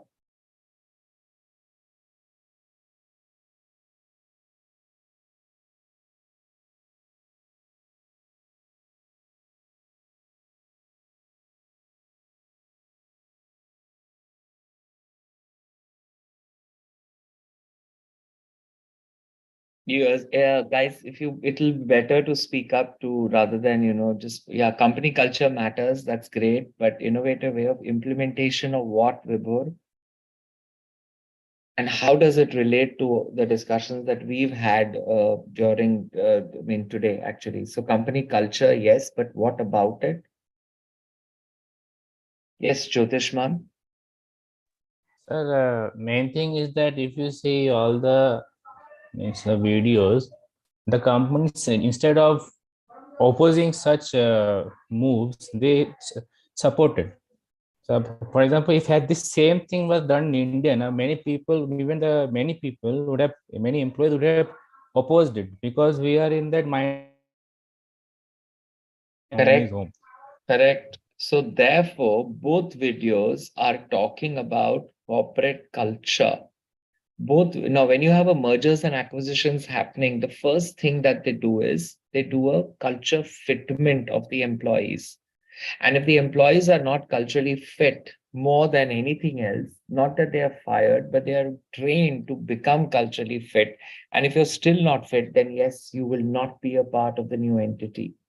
So this is becoming very, very important now. And one of the things that people want to talk about post the pandemic is that people are your assets. And therefore, the place to work and work-life balances are the key drivers of organization culture and success. And there's an age-old equation which comes true again, which is happy employees leads to happy customers, leads to happy shareholders. And therefore, all of this can only happen when your strategy is in the right direction. So yes, organization culture being reinforced from it. Good. Any other points?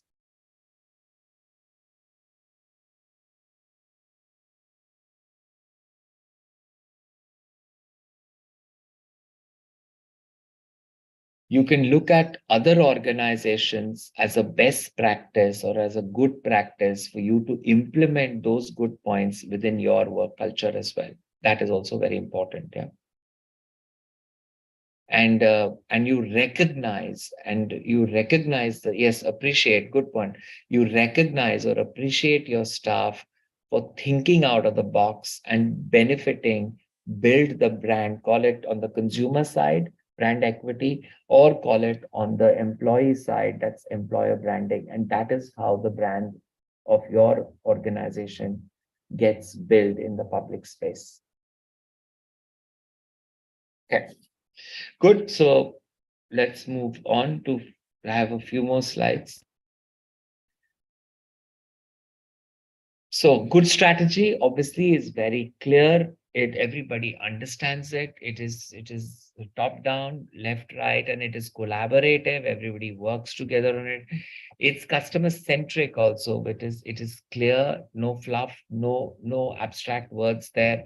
And it makes sure that everybody is understood it, everybody is coordinating it, everybody buys it, and everybody wants it to be successful. Otherwise, it will not work. Yeah. Can you tell me what is the name of this company?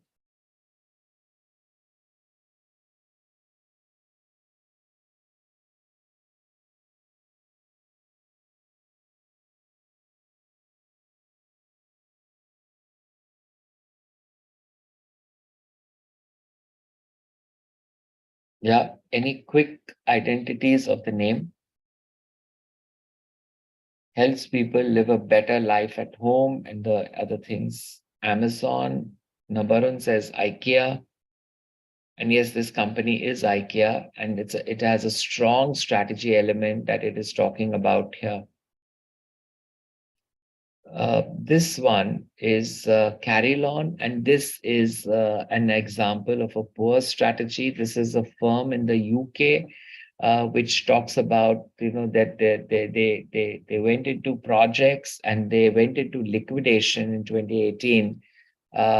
They were just not able to pay their debtors, unsustainable dash for cash, and that Carillon had become increasingly reckless in the pursuit of growth. The report said, this is interesting, that because of a coherent strategy, purchases were funded through rising debt, which is a very bad strategy. First, debt itself is, and then funding growth through debt, and expansions into overseas markets were driven by optimism rather than with the strategic expertise, and that will always fail. It failed in this case. So this is an example of a poor strategy. Yeah. So if this is an example of a poor strategy, guys, what aspects of it were poor? Formation, development, or implementation, or all three? Formation, implementation, or control? Any one in particular, or all three?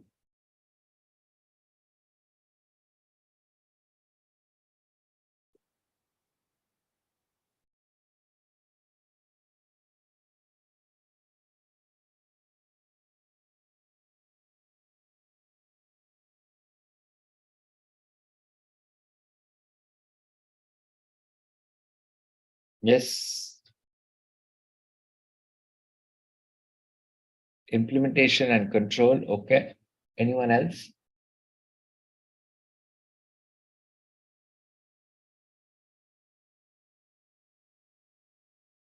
All three, especially development.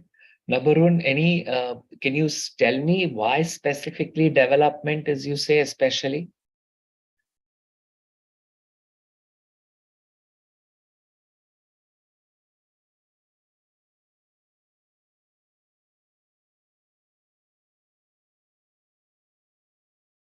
Nabarun, are you wanting to tell us? In the meantime, any other thoughts, guys?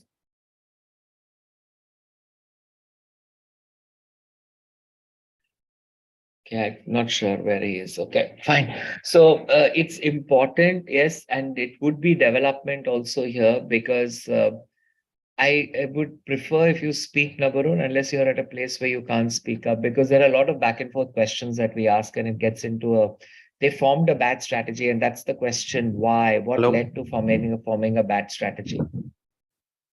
Yes, sir. Can you hear me? Yes.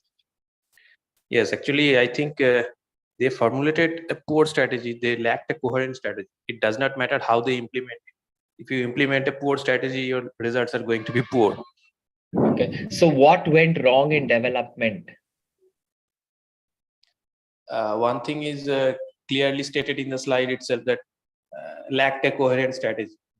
Maybe different management verticals were thinking on their own terms only. Right. So acquisition was probably a wrong strategy, is what it looks like. Yeah. Yes, of So course. when you formulate a strategy, what is the key ingredient that we talked about that must go into the strategy? An environment analysis. So the environment analysis was driven more by optimism rather than by strategic expertise. And that clearly tells us that there was a poor acknowledgement of the environment, pestle, SWOT, and probably a very poor understanding of data that they wanted to base their acquisition strategy on. Okay.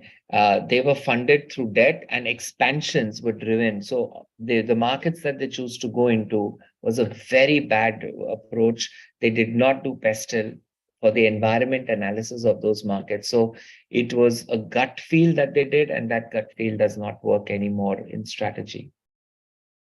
Okay. So therefore, if development itself is based on the wrong principles, implementation itself is a problem. Control, you don't know what you're controlling, because by the time you reach control, your strategy is already failed.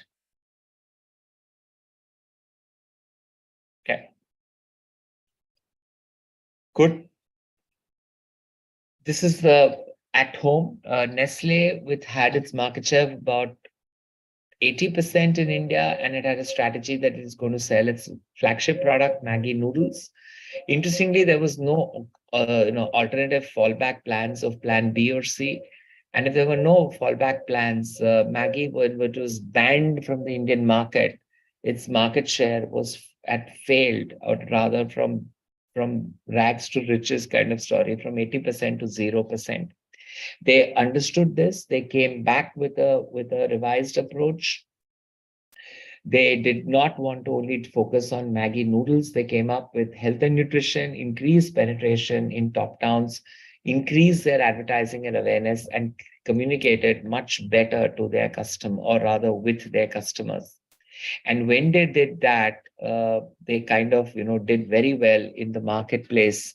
So a backup plan is very important, and not just a backup plan, but you must make sure that you communicate your plans to your target audience about your product on a regular basis. Yeah. So this is, they failed and they came back. Carillon, they failed, and they were so much in a mess that they liquidated. So there was no reason to come back.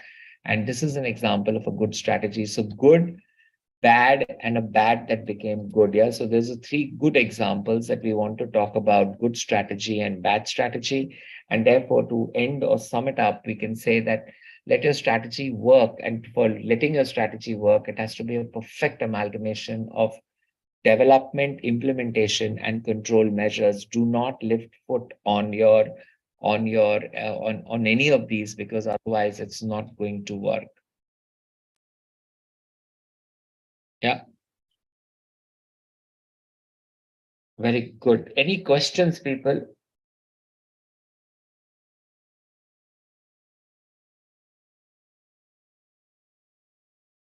And if there are no questions, then I have questions for everybody. All the attendees will do a quick, rapid fire round. So I want everybody to be fully charged up.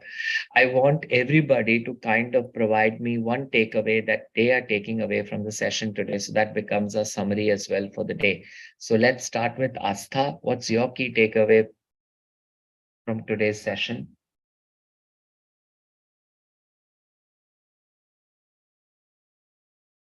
Asta, are you there, or you're at the beach?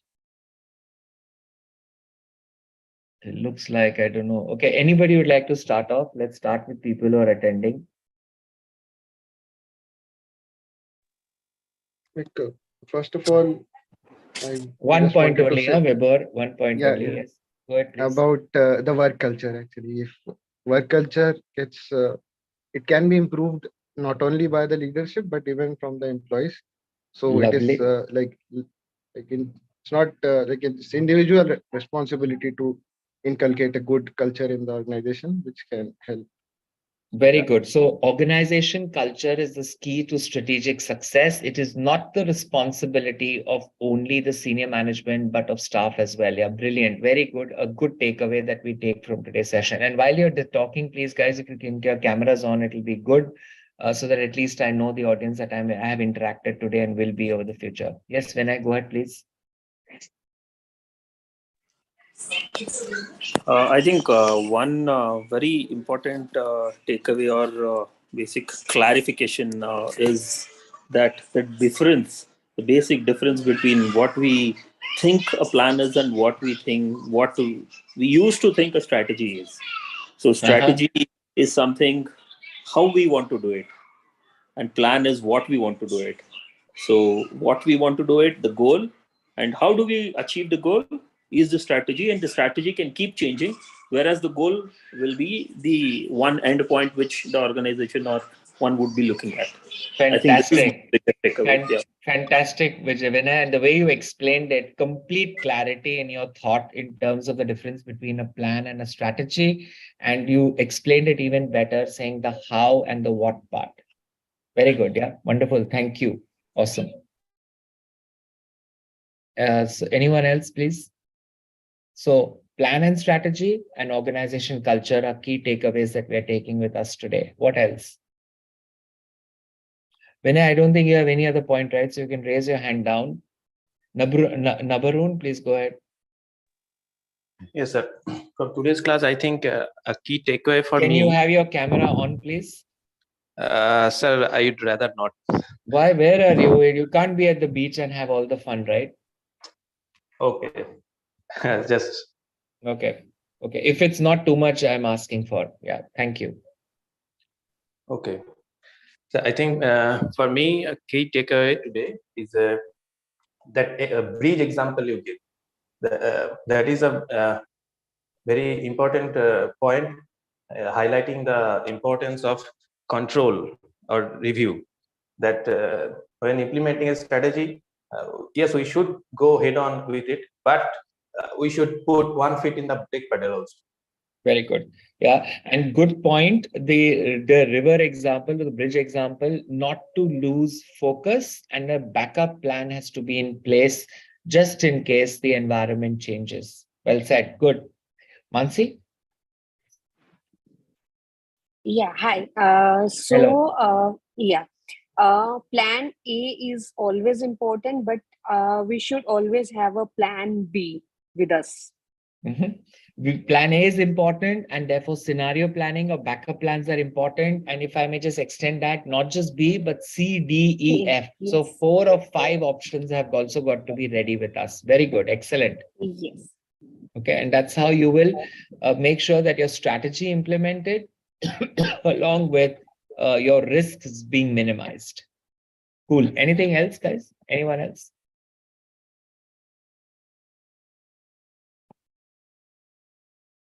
Yes, Nazim. So there's one thing that you highlighted. Can we have your camera on if that's not too much of a problem? Good, thank you. So, well, usually people don't, they fail to plan when they don't plan to fail. So that was one. And second was collaboration. It's important we collaborate amongst our teams and also at an organizational level and brainstorm on whatever ideas we receive. Correct. Yeah. And so therefore the key takeaway would be more important than the earlier one would be collaboration for strategy to be successful. Very good. Any others?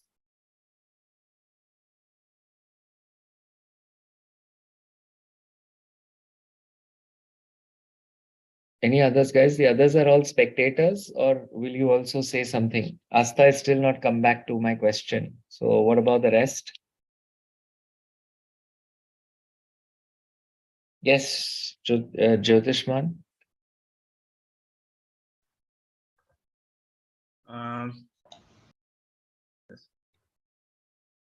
The main is various barriers to implementation of the. Sorry, your voice is cracking, Jyotishman, for some reason. Can you come closer? There is a network problem over here. Okay, fine. So, Then if you want to the keep main your is camera the off and talk, I can agree. That's fine. Go ahead. so the main is the implementation of the means various barriers which we face in implementing the strategy, like corporate culture matters, then lack of transparency, lack of coherence, and also the lack of support uh,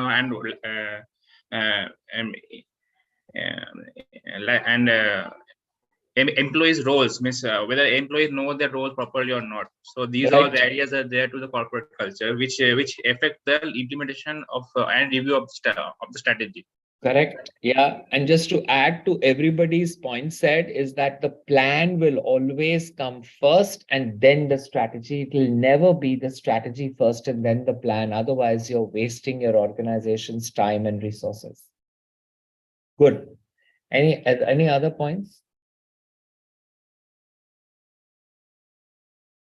For strategy, you must always have organizational effectiveness, not operational effectiveness. And for strategy, you must always make sure that you are making sure that everybody understands and everybody contributes and everybody is participating and knows what to do by selecting the right KPI to determine what the goal is. What are the two strong strategy implementation frameworks that we spoke today?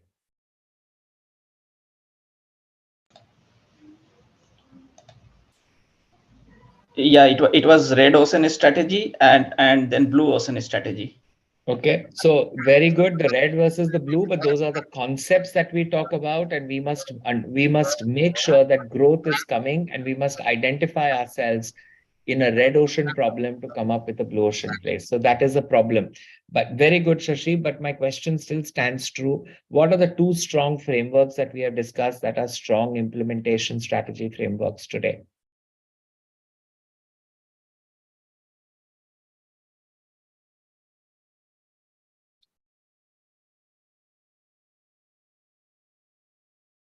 One is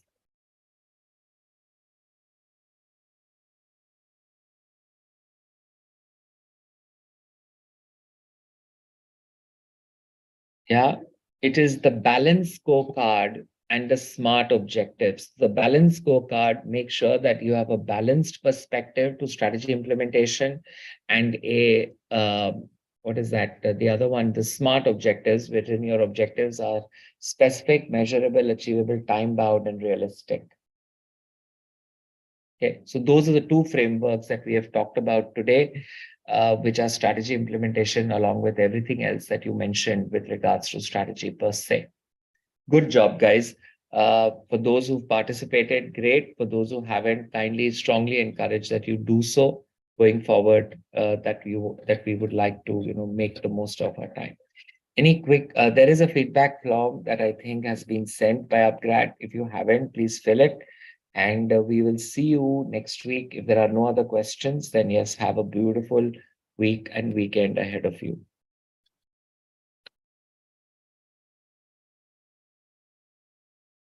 All right.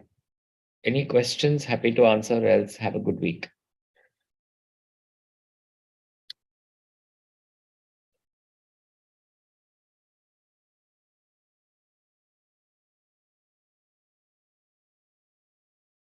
Good job. So kindly fill your feedback and then, yes, see you on Saturday.